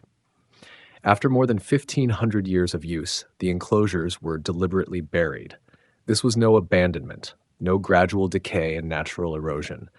The archaeological evidence is unambiguous. People intentionally filled the stone circles with earth, rubble, and refuse.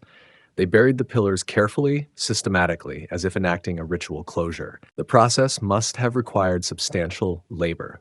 Each enclosure was filled with tons of material. Workers carried basket loads of dirt and stone, dumping them within the circles until the pillars disappeared beneath mounds of earth. The effort involved might have rivaled the original construction. The fill contains revealing details. Mixed with the soil are animal bones, stone tools, and fragments of broken pillars. Some bones show evidence of feasting, butchery marks, evidence of roasting. Stone tools are often complete and functional, not worn-out discards. These objects were placed, not simply thrown away. The arrangement of fill material varies between enclosures. Some were buried in distinct layers, suggesting the process occurred over time with pauses between episodes. Others show more uniform fill, implying rapid completion. This variation might reflect different burial events separated by years or decades. No enclosure shows signs of violent destruction. The pillars were not toppled and smashed. The walls were not deliberately demolished. Instead, the structures were preserved intact beneath their earthen blanket. This careful treatment suggests respect rather than rejection of the site's significance. Dating this burial has proven challenging but critical for understanding the site's timeline. Radiocarbon dates from the fill layers cluster around 8000 BCE, give or take a few centuries.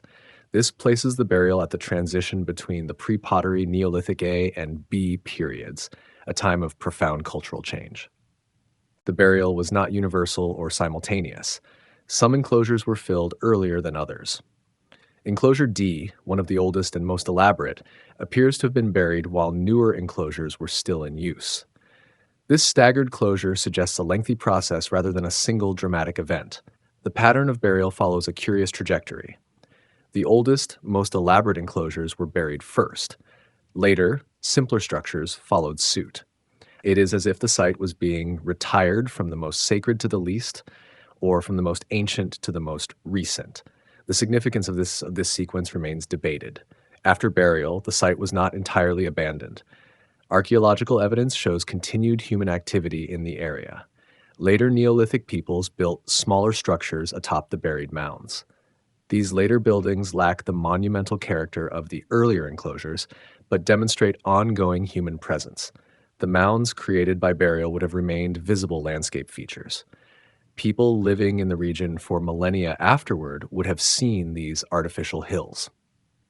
Whether they remembered what lay beneath or passed them as mysterious ancient constructions remains unknown. Modern excavation began revealing this buried world in 1995.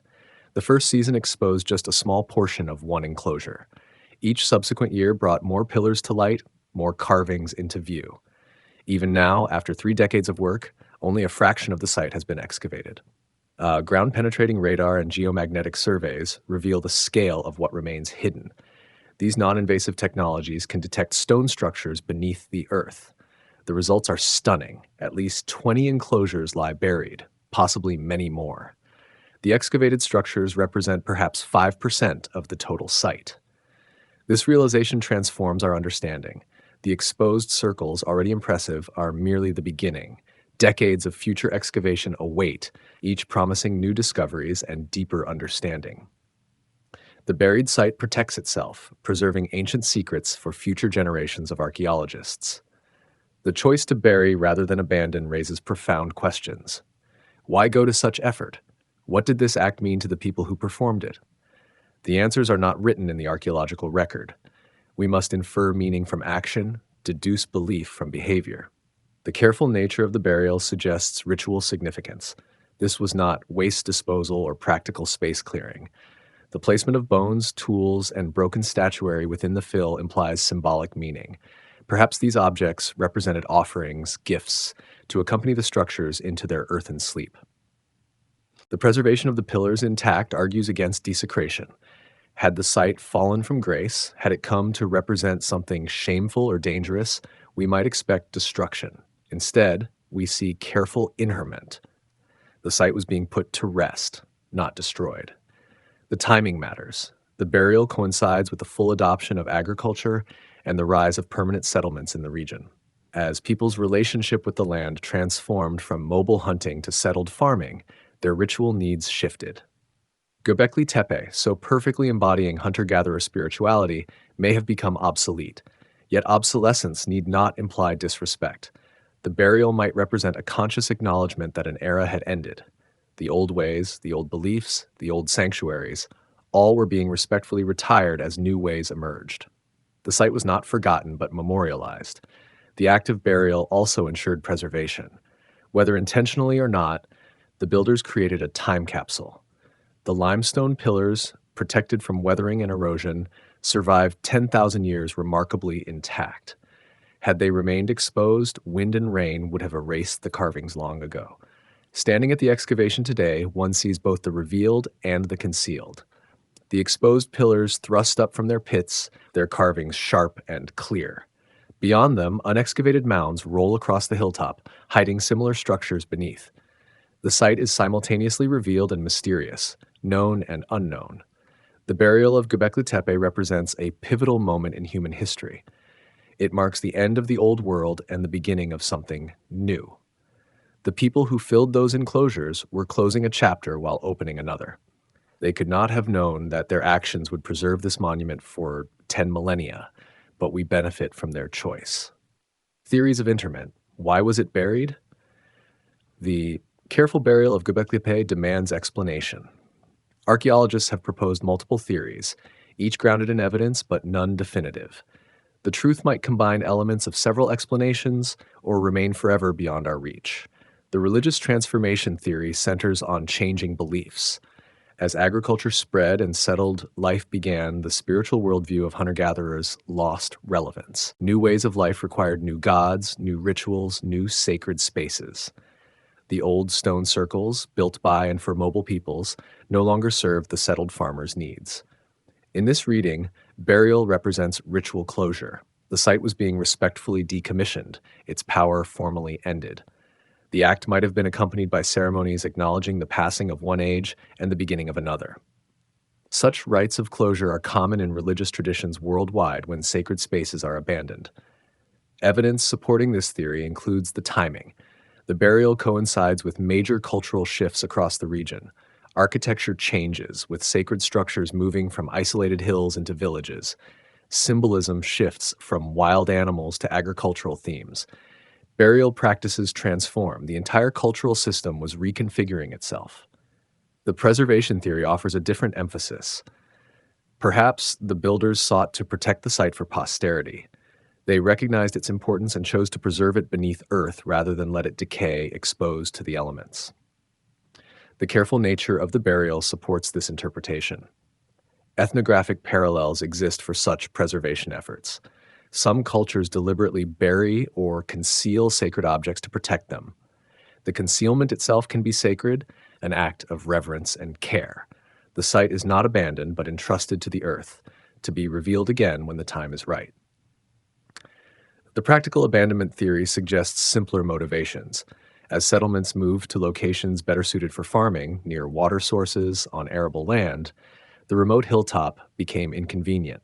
Rather than leave structures exposed to natural collapse and scavenging, people buried them. This practical act gained ritual significance through the process itself.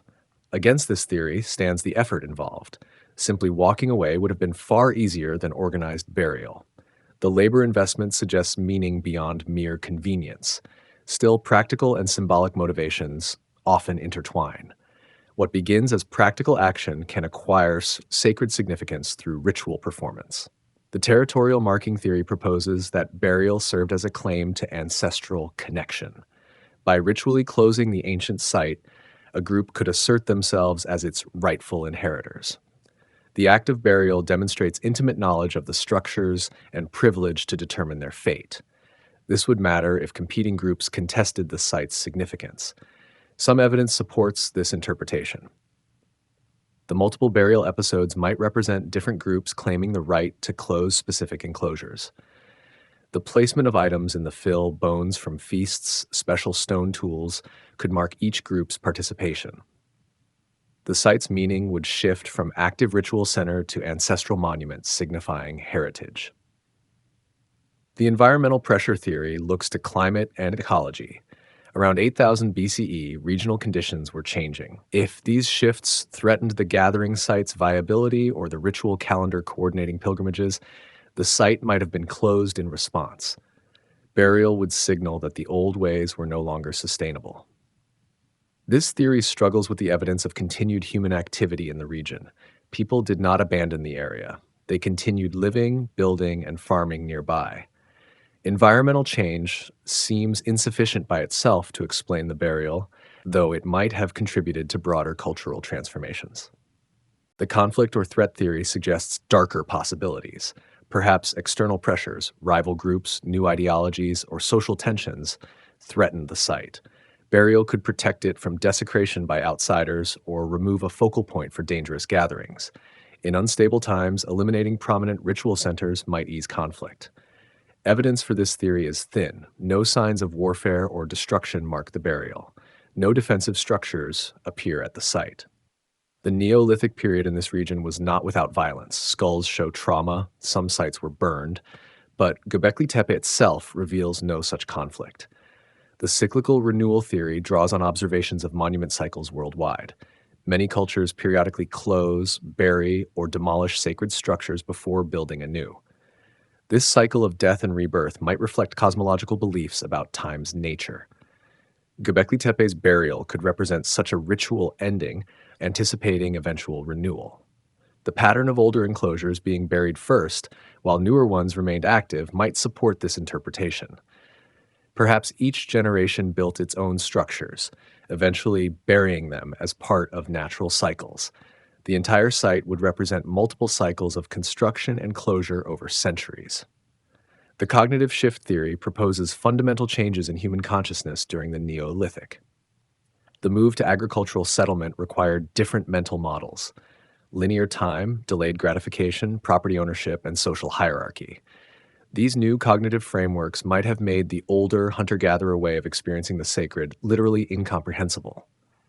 In this view, burial represents not just religious change, but epistemological transformation. The site was not rejected, but had become alien. Its meanings, so clear to its builders, faded as human minds reorganized themselves around agriculture's demands. Burial acknowledged this unbridgeable gulf between past and present. The demographic hypothesis considers population movements.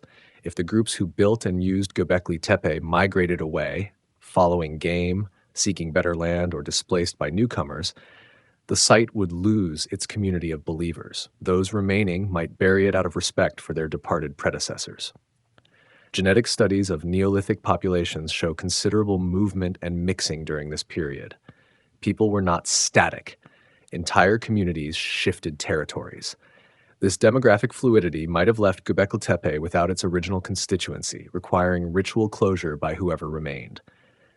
The truth might encompass multiple factors. Social, environmental, religious, and practical considerations likely all played roles. The burial was not a single event, but a process spanning decades or centuries. Different motivations might have driven different burial episodes. What seems clear is that the burial was meaningful. It required effort and planning. It followed certain patterns and included specific objects. These facts argue for intentionality and significance, even if we cannot fully decode them. The theories themselves reveal as much about modern archaeology as ancient minds. We project our own concerns, environmental crisis, religious conflict, practical efficiency, onto the past. Understanding our own assumptions helps us recognize the limits of interpretation. Legacy in stone from Göbekli Tepe to Çatalhöyük. The cultural traditions visible at Göbekli Tepe did not vanish with its burial. They evolved, transformed, and continued in new forms. Tracing these threads through subsequent centuries reveals how revolutionary ideas dispersed and adapted. Çatalhöyük, located roughly 500 kilometers west of Göbekli Tepe, flourished between 7,500 and 5,700 BCE. This makes it contemporary with Göbekli Tepe's final centuries and its immediate aftermath. The site represents a fully agricultural, settled community. Everything Göbekli Tepe was not. Yet connections between them are evident. The most obvious link is symbolic. Çatalhöyük's buildings contain elaborate wall paintings, relief sculptures, and molded features depicting bulls, leopards, vultures, and human figures. These images echo the animal menagerie carved on Göbekli Tepe's pillars. The specific species and their artistic treatment suggest cultural continuity.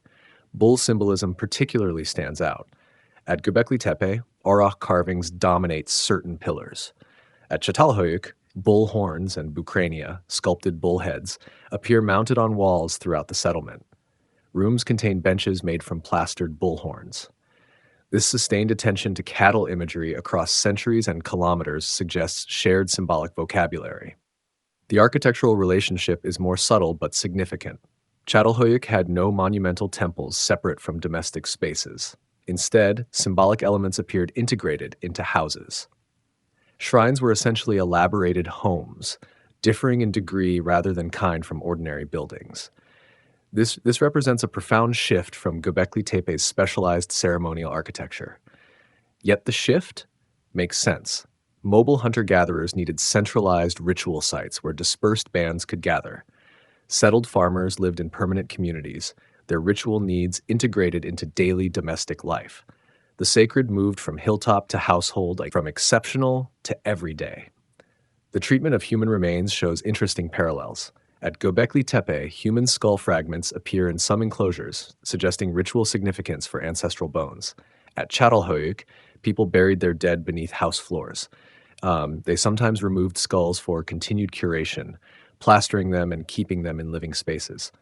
Both practices indicate special treatment of ancestral remains. Navali Chori, a site closer in time and space to Göbekli Tepe, shows transitional characteristics. Active between 8,500 and 8,000 BCE, it contained both domestic structures and a special building with T-shaped pillars similar to those at Göbekli Tepe. Here we see the mixing of sacred and domestic that would characterize later Neolithic settlements. The T-shaped pillar tradition itself persisted across the region. Sites throughout southeastern Anatolia and the northern Levant feature these distinctive forms, though often smaller and simpler than Göbekli Tepe's massive examples. The architectural motif became a regional signature, marking cultural continuity even as specific practices evolved. Karahan Tepe, excavated more extensively in recent years, reveals another branch of this tradition. Active, roughly contemporary with Göbekli Tepe, it features both T-shaped pillars and unique elements like rock-cut chambers and phallus-shaped pillars. The site demonstrates regional variation within a shared cultural framework. The Taş Tepeler, Stone Hills, designation encompasses dozens of sites across the region. Surveys continue revealing new locations with characteristic features: hilltop positions, T-shaped pillars, elaborate stone carving, and evidence of communal feasting. Each site adds nuance to our understanding of this widespread cultural phenomenon. This dispersed pattern suggests a shared belief system rather than political unification. No evidence indicates centralized control or imperial structure. Instead, autonomous communities participated in common traditions, maintaining connections through shared symbols and practices. Religion, not politics, provided the binding force. Trade networks likely facilitated this cultural continuity. Obsidian from central Anatolia appears at sites across the region. Marine shells from both the Mediterranean and Red Sea traveled inland. These exchange networks moved not just objects, but ideas, stories, and ritual knowledge. The agricole transition itself shows regional variation but common trajectory. Different areas domesticated different crops at different times. Some communities adopted farming quickly, while others maintained mixed strategies for centuries. Yet all eventually converged on sedentary agricultural life. As agriculture spread, the monumental hilltop sites declined. Göbekli Tepe was buried. Karahan Tepe was abandoned. The focus shifted to permanent settlements in valleys and plains where water and arable land were abundant. The new way of life required different sacred geography, but the symbolic vocabulary persisted. The emphasis on certain animals, the practice of wall decoration, the treatment of ancestors. These elements evolved but remained recognizable. Çatalhöyük inherited traditions whose origins lay in the hunter-gatherer world of Göbekli Tepe. The transition was not clean or simple. At many sites, we see overlap and mixing. Hunter-gatherer and agricultural practices coexisted for centuries. Wild and domestic species appear together in the same levels. Old and new belief systems might have blended syncretically. Some scholars argue for population replacement rather than cultural evolution. Genetic studies show population movements during the Neolithic. Farmers might have migrated into the region, bringing new practices that displace local traditions. Yet the symbolic continuities argue against complete replacement. More likely, we see interactions, migration, adoption, adaptation, and synthesis. Local hunter-gatherers might have adopted farming from neighbors. Incoming farmers might have incorporated local practices and beliefs. The result was something new that preserved elements of both sources. The urban revolution that followed centuries later shows further evolution. The first cities in Mesopotamia, Uruk, Eridu, featured massive temple complexes returned to monumental scale. But now these temples stood at city centers, integrated into urban life rather than isolated on remote hills. Those city temples inherited traditions stretching back to Göbekli Tepe. The emphasis on animal symbolism, the representation of divine beings in anthropomorphic form, the connection between feasting and ritual, all have potential roots in the pre-pottery Neolithic. The institutional form changed dramatically, but conceptual foundations endured. Writing, when it emerged around 3200 BCE, preserved myths and religious texts that might contain echoes of older oral traditions. The Epic of Gilgamesh, the Sumerian creation myths, the early pantheons of Mesopotamia, these could incorporate themes and images passed down through millennia of storytelling. Yet we must be cautious about drawing direct lines. 10,000 years separate Gobekli Tepe from the earliest written sources. Countless transformations occurred in between. Attempting to reconstruct specific beliefs or narratives across such vast time risks invention more than discovery. What we can say with confidence is that Göbekli Tepe participated in launching humanity on a new trajectory. The combination of monumental construction, complex symbolism, and coordinated labor set precedents. These elements would recur throughout history in different forms, but recognizable patterns. The site also demonstrates that fundamental changes in human society can originate from cultural and ideological factors rather than purely material ones. Ideas matter. Beliefs drive behavior. Symbolic systems shape social organization. Göbekli Tepe stands as ancient testimony to the power of human imagination and collective faith. The pillars of memory, echoes in later mythologies. Can myths preserve memories across 10,000 years? The question hovers over Göbekli Tepe, tantalizing but problematic. Written records begin millennia after the site's burial, yet oral traditions can persist surprisingly long, and symbolic patterns often outlive specific narratives. The Garden of Eden story offers the most frequently cited parallel.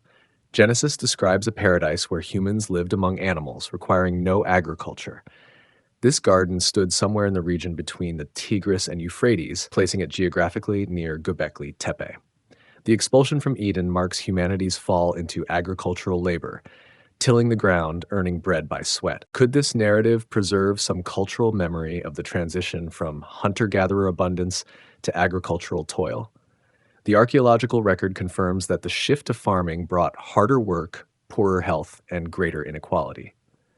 Life before agriculture might well have seemed paradisiacal in retrospect, yet the gap in time is enormous.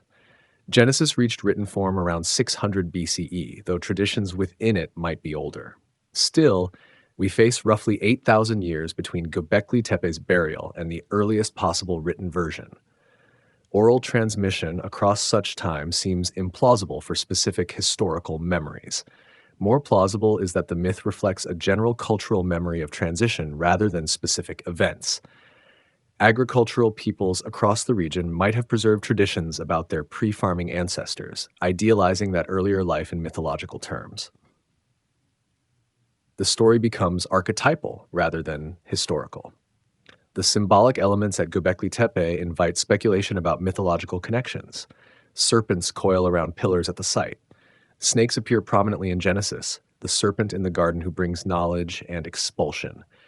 Is this coincidence or connection? Serpent symbolism appears across ancient Near Eastern traditions in various forms. Serpents represent wisdom, danger, fertility, and transformation in different contexts. The ubiquity of the symbol makes it difficult to draw specific lines between Göbekli Tepe and later myths. The connection might reflect shared human psychology more than cultural transmission. Vultures at Göbekli Tepe raise intriguing questions.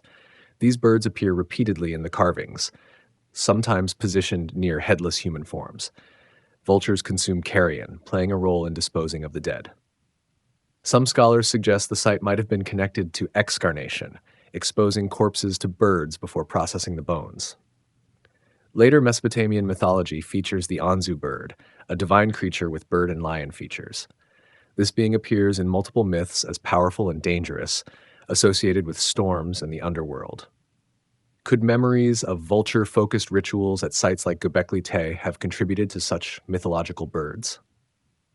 The problem remains evidence. We cannot demonstrate transmission from Göbekli Tepe to later mythologies. We can only note parallels and possibilities. Absence of evidence is not evidence of absence, but neither is it evidence of presence. The Epic of Gilgamesh, dating to around 2100 BCE in its standard version, contains themes potentially relevant. Enkidu, the wild man who lives among animals before being civilized, might reflect memories of pre-agricultural life. His transformation through contact with civilization and his eventual sorrow for lost innocence parallels the broader human transition from hunting to farming. Gilgamesh's journey to the cedar forest and his battle with its guardian might also carry echoes of ancient practices. Sacred groves and mountains appear across ancient religions. Göbekli Tepe itself stood as a sacred mountain, a place set apart from ordinary life. Such locations often featured in myths as dwelling places of gods or monsters. The deluge narrative, appearing in both Gilgamesh and Genesis, might preserve memories of actual climate events. The end of the Ice Age brought dramatic environmental changes, including significant flooding as glaciers melted. Communities displaced by rising water levels might have preserved these memories in mythological form. Archaeological evidence shows that the Persian Gulf coastline was much farther south during the Ice Age. As seas rose, extensive territories were inundated. People living in these areas would have witnessed their world literally drowning. Such trauma could generate lasting cultural memories encoded in flood myths. Yet flood myths appear worldwide in cultures with no connection to the ancient Near East. The universality suggests these narratives might reflect common human experiences with natural disasters rather than transmission from specific events. Every coastal culture experiences storms and floods. The seven sages of Mesopotamian tradition offer another intriguing parallel. These mythological figures, called the Apkallu, supposedly brought civilization's arts to humanity before the flood. They appear as fish-human hybrids in some depictions, as winged beings in others. Could they preserve memories of knowledge holders from the Pre-Pottery Neolithic? The Apkallu taught agriculture, writing, construction, and other civilized arts. If communities preserve traditions about the transition to farming and monument building, they might personify that knowledge in legendary wise figures. The sages become culture heroes, credited with fundamental innovations. Comparative mythology suggests that certain narrative structures persist across vast time and space. Joseph Campbell's monomyth or hero's journey appears across cultures that had no historical contact. These patterns might reflect human cognitive architecture rather than cultural transmission. Our minds naturally generate certain story types. If universal patterns exist, distinguishing cultural memory from cognitive tendency becomes difficult. A myth might parallel Göbekli Tepe-era realities without any transmission having occurred. Both might simply reflect common human experiences and psychological patterns. Symbolic anthropology offers tools for thinking about these questions. Symbols can carry meaning across generations, even as specific narratives change. An animal might represent fertility in one era's myths and wisdom in another's, but the animal remains symbolically charged. This continuity of symbolic vocabulary does not require narrative continuity. Göbekli Tepe's animals, the fox, the boar, the vulture, the snake, all appear in later Near Eastern symbolism in various forms. Whether this represents direct transmission or symbolic convergence remains uncertain. Both processes might operate simultaneously, making them impossible to disentangle.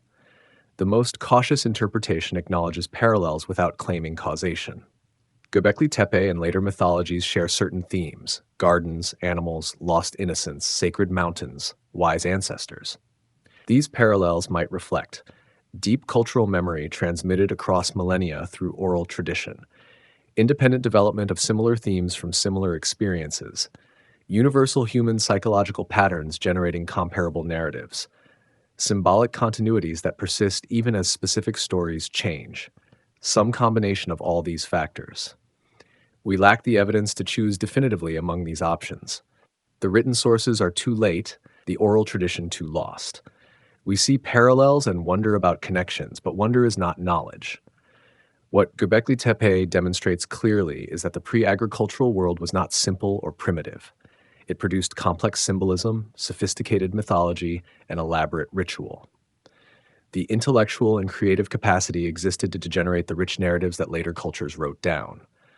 Whether specific myths trace back that far remains an open question. The modern excavation, technologies, and future secrets. The archaeological work at Göbekli Tepe represents a multi-decade commitment to careful, systematic investigation. Since 1995, teams have labored each season to reveal the site's secrets while preserving it for future study. The methods employed combine traditional excavation with cutting-edge technology. Klaus Schmidt directed the project from its beginning until his unexpected passing in 2014. His leadership shaped the excavation strategy and interpretive framework.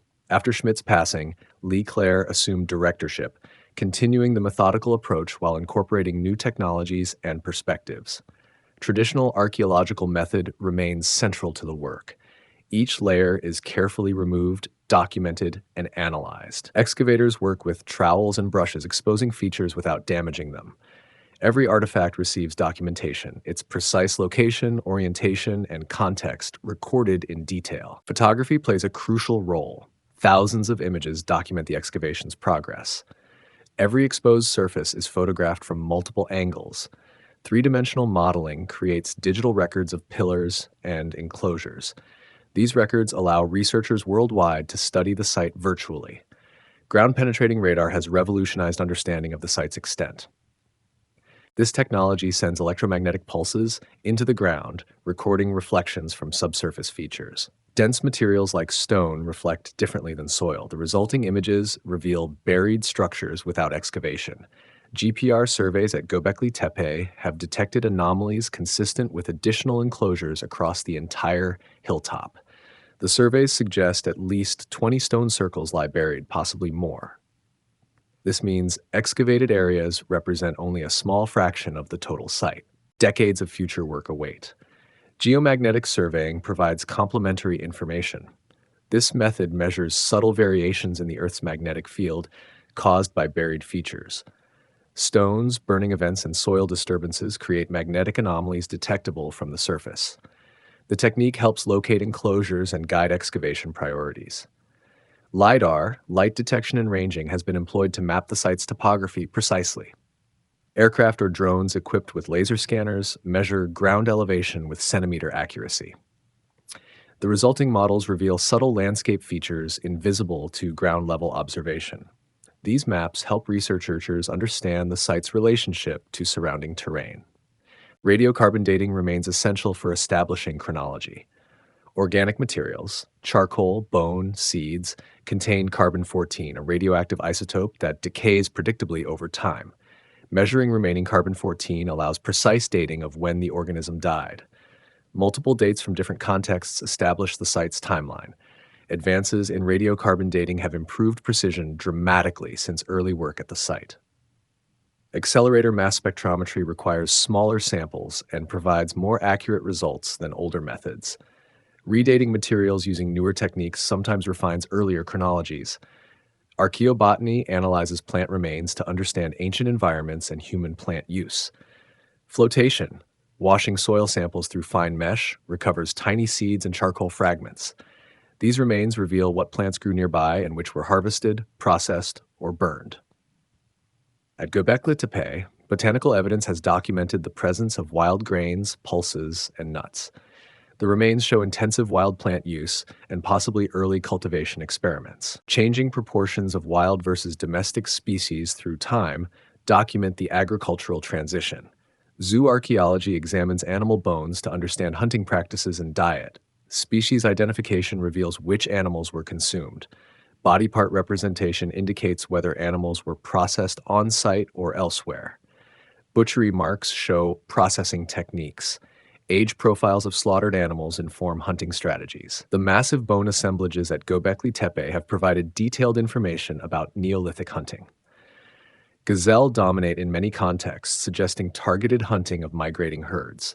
Aurochs, wild ass, and other large game appear in quantities indicating communal hunting and mass consumption. Lipid analysis examines organic residues absorbed into pottery and stone. Different foods leave characteristic chemical signatures. This technique can identify whether a vessel held grain, meat, dairy, or fermented beverages. At Göbekli Tepe, evidence of beer-like fermented drinks has been detected. Petrographic analysis studies stone tools and building materials microscopically. The technique identifies specific stone types by their mineral composition. This allows researchers to locate quarries and understand procurement strategies. Work at Göbekli Tepe has traced the limestone pillars to nearby outcrops. Conservation presents ongoing challenges. Limestone weathers when exposed to air and moisture. The pillars, protected by burial for 10 millennia, now face deterioration from exposure. Conservators work to stabilize the stone, treating it with consolidants and protecting it from the elements. A permanent shelter now covers major excavated areas. This structure protects the site from rain and sun while allowing continued excavation and visitor access. The shelter represents significant investment in long-term preservation, acknowledging the site's global importance. Digital preservation creates permanent records independent of the physical site's fate. Three-dimensional scans capture every carved detail of the pillars. These models allow virtual study and can recreate damaged or destroyed features. If the site were ever harmed, digital records would preserve knowledge of what existed. Recent excavations have focused on understanding the site's broader context. Work extends beyond the main hilltop to investigate surrounding areas. Surveys search for associated settlements, quarries, and activity areas. Understanding the full landscape of Neolithic use provides crucial context for interpreting the stone circles. One significant recent discovery involves housing the workers. For years, scholars wondered where builders lived during construction. Recent survey work has identified a settlement area northeast of the main enclosures. This location shows domestic features and seems contemporary with the site's active use. The quarries themselves have received detailed study. Researchers have identified where specific pillars were extracted. Unfinished pillars still lie in the bedrock, abandoned mid-production. These incomplete examples reveal the manufacturing process and the scale of stone extraction required. Experimental archaeology tests hypotheses about construction techniques. Researchers attempt to move and erect stone pillars using only Neolithic technology. These experiments reveal the labor requirements and engineering challenges. While speculative, such work provides insights into possible methods. Ethical questions surround the excavation's pace and extent. Some scholars advocate minimal excavation, preserving most of the site for future generations with better technologies. Others argue that careful excavation now provides crucial information, while preservation techniques protect findings. The debate continues within the archaeological community. Tourism presents both opportunities and challenges. Göbekli Tepe has become a major destination, designated a UNESCO World Heritage Site in 2018. Visitor numbers have increased dramatically. Tourism provides funding for conservation and excavation, but also threatens the site through foot traffic and environmental impact. Public outreach has been prioritized. The site features interpretive displays explaining its significance. Guided tours educate visitors about Neolithic life and archaeological methods. Publications and documentaries bring Göbekli Tepe to global audiences. This engagement builds support for continued research and preservation. International collaboration has expanded the project's scope. Researchers from multiple countries contribute expertise in various specializations. This collaborative approach brings diverse perspectives and technical capabilities. The site has become a training ground for archaeologists worldwide. Future technologies promise new insights. Advances in DNA analysis might recover genetic information from ancient bones, revealing population relationships. Improved dating methods might refine chronologies further. New remote sensing technologies might detect features invisible to current methods. The toolkit continues expanding. Yet technology cannot answer every question. The meaning of the carvings, the nature of beliefs, the content of rituals, these remain resistant to scientific method. We can describe what exists and when it existed. Understanding why requires informed speculation grounded in comparative evidence, but ultimately uncertain. The excavation strategy acknowledges this uncertainty. Major portions of the site remain deliberately unexcavated. Future archaeologists with better methods and different questions will approach these preserved areas with tools and perspectives we cannot anticipate. Leaving work for future generations is itself an ethical choice. Göbekli Tepe will occupy archaeologists for many decades to come. Each season brings new discoveries, new questions, new puzzles. The site's full story will emerge slowly, piece by piece, season by season, as patient excavation continues its careful revelation. Rethinking our past, Göbekli Tepe's ultimate significance. Göbekli Tepe forces us to reconsider fundamental assumptions about human history. The site does not fit comfortably into existing narratives. It challenges, disrupts, and ultimately transforms our understanding of how civilization emerged.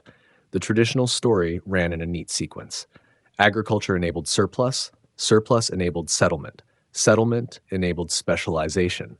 Specialization enabled hierarchy. Hierarchy enabled organized religion and monumental architecture. Each stage logically followed from the previous one. Göbekli Tepe reverses this sequence. Here, monumental architecture and organized religion precede agriculture and settlement. The neat causation breaks down. We must reconsider what drives human social complexity. The implications extend beyond academic debates about the Neolithic. At stake is our understanding of human nature and capacity. Are we reactive beings, responding to environmental pressures and material conditions? Or are we driven by ideas, beliefs, and symbolic visions that transcend immediate survival needs? Göbekli Tepe suggests the latter. These hunter-gatherers were not struggling to survive. The Fertile Crescent provided abundant resources. They could have continued their mobile lifestyle indefinitely. Instead, they chose to build. They chose to gather. They chose to carve their visions into stone. This choice required sacrifice. Moving massive stones demanded enormous labor. Feeding gathered crowds required intensive food procurement. Maintaining the site across generations required sustained commitment. These costs were voluntarily assumed, suggesting powerful motivation beyond material necessity. The motivation appears to have been spiritual. The site shows no practical function.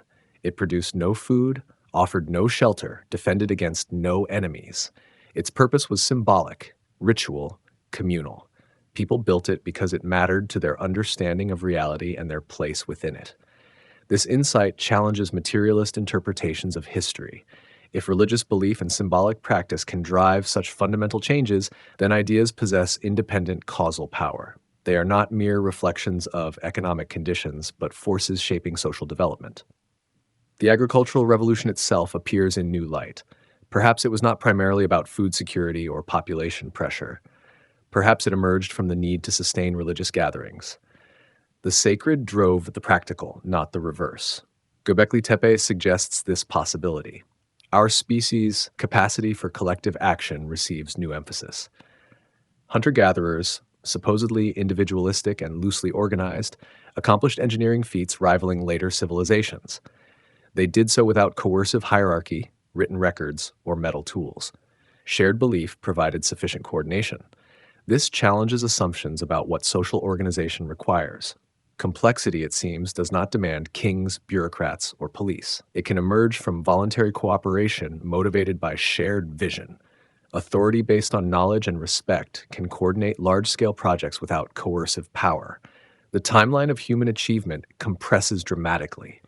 Abstract symbolic thought, artistic expression, and monumental architecture all appear much earlier than previously believed. The gap between behavioral modernity and civilization's trappings narrows.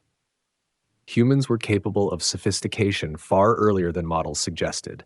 Regional development shows greater variability than grand narratives accommodate. The Fertile Crescent developed differently than other regions.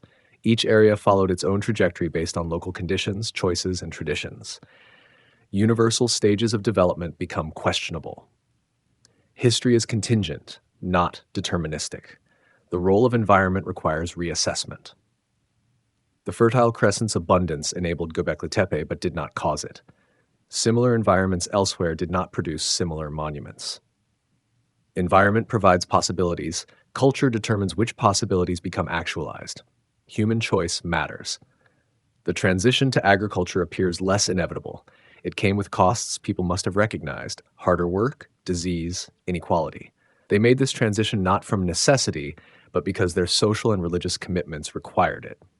Agriculture was not liberation from scarcity, but consequence of expanded social ambitions.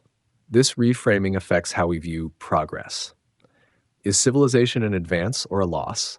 Göbekli Tepe's builders lived in relative equality, excellent health, and material comfort. Their descendants worked harder, died younger, and lived more hierarchically. Progress becomes ambiguous. The site also demonstrates that we have barely scratched the surface of the human past. For every question answered, new ones emerge. The more we learn, the more complex and surprising history becomes. Confidence in comprehensive narratives should decrease as knowledge increases. Göbekli Tepe reminds us that ancient peoples were not less intelligent than modern humans. They possessed the same cognitive capabilities we do. They solved complex problems, created sophisticated culture, and built impressive structures. Chronological snobbery, assuming we are smarter because we come later, finds no support here. The site's influence extends beyond academia into popular consciousness. It has captured public imagination worldwide. Documentaries, books, and articles have brought it to millions. This attention reflects hunger for understanding our origins and appreciation for ancient human achievement. Yet, popularity also risks distortion. Göbekli Tepe features in various fringe theories proposing lost civilizations, ancient astronauts, or catastrophic upheavals. These speculations ignore evidence while exploiting public fascination. Responsible scholarship must counter such distortions while acknowledging legitimate mystery. The challenge for archaeologists is communicating what we know, what we don't know, and how we distinguish between them. Science advances through evidence and method. Speculation is valuable when labeled as such, but dangerous when presented as fact.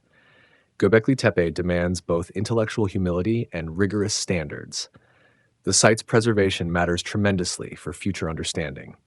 What we leave buried and protected will be available for study by archaeologists with better tools and different questions. What we damage or destroy is lost forever. Conservation is not optional, but ethical imperative. Education about the site should emphasize process over answers. Teaching people how archaeology works, how evidence is gathered, interpreted, and debated, builds critical thinking skills.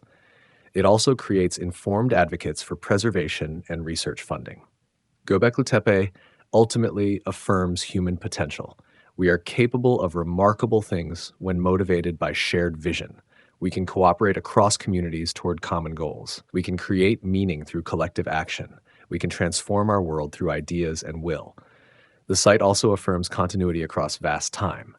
The people who built those stone circles were our ancestors. Their cognitive abilities, emotional lives, and social capacities were fundamentally like ours. Understanding them helps us understand ourselves, our needs, drives, and possibilities. As excavation continues, new discoveries will refine and possibly revise current interpretations. This is how science works. Theories must remain provisional, open to evidence, willing to change. Göbekli Tepe will continue teaching us for generations to come. The stone pillars stand as monuments to human aspiration. They represent our desire to create meaning, to connect with something larger than ourselves, to leave marks that outlast our brief lives. These impulses remain central to human experience across cultures and millennia. In the end, Göbekli Tepe is not just about the past. It illuminates the present and future. Understanding how civilization emerged helps us think about where it is going. Recognizing that human choices shape history empowers us to make better choices now. The site reminds us that we are not prisoners of material conditions or evolutionary programming. We are creative beings capable of imagining alternatives and working collectively to realize them. This capacity, visible 11,000 years ago on a limestone hill, remains our defining characteristic and greatest hope.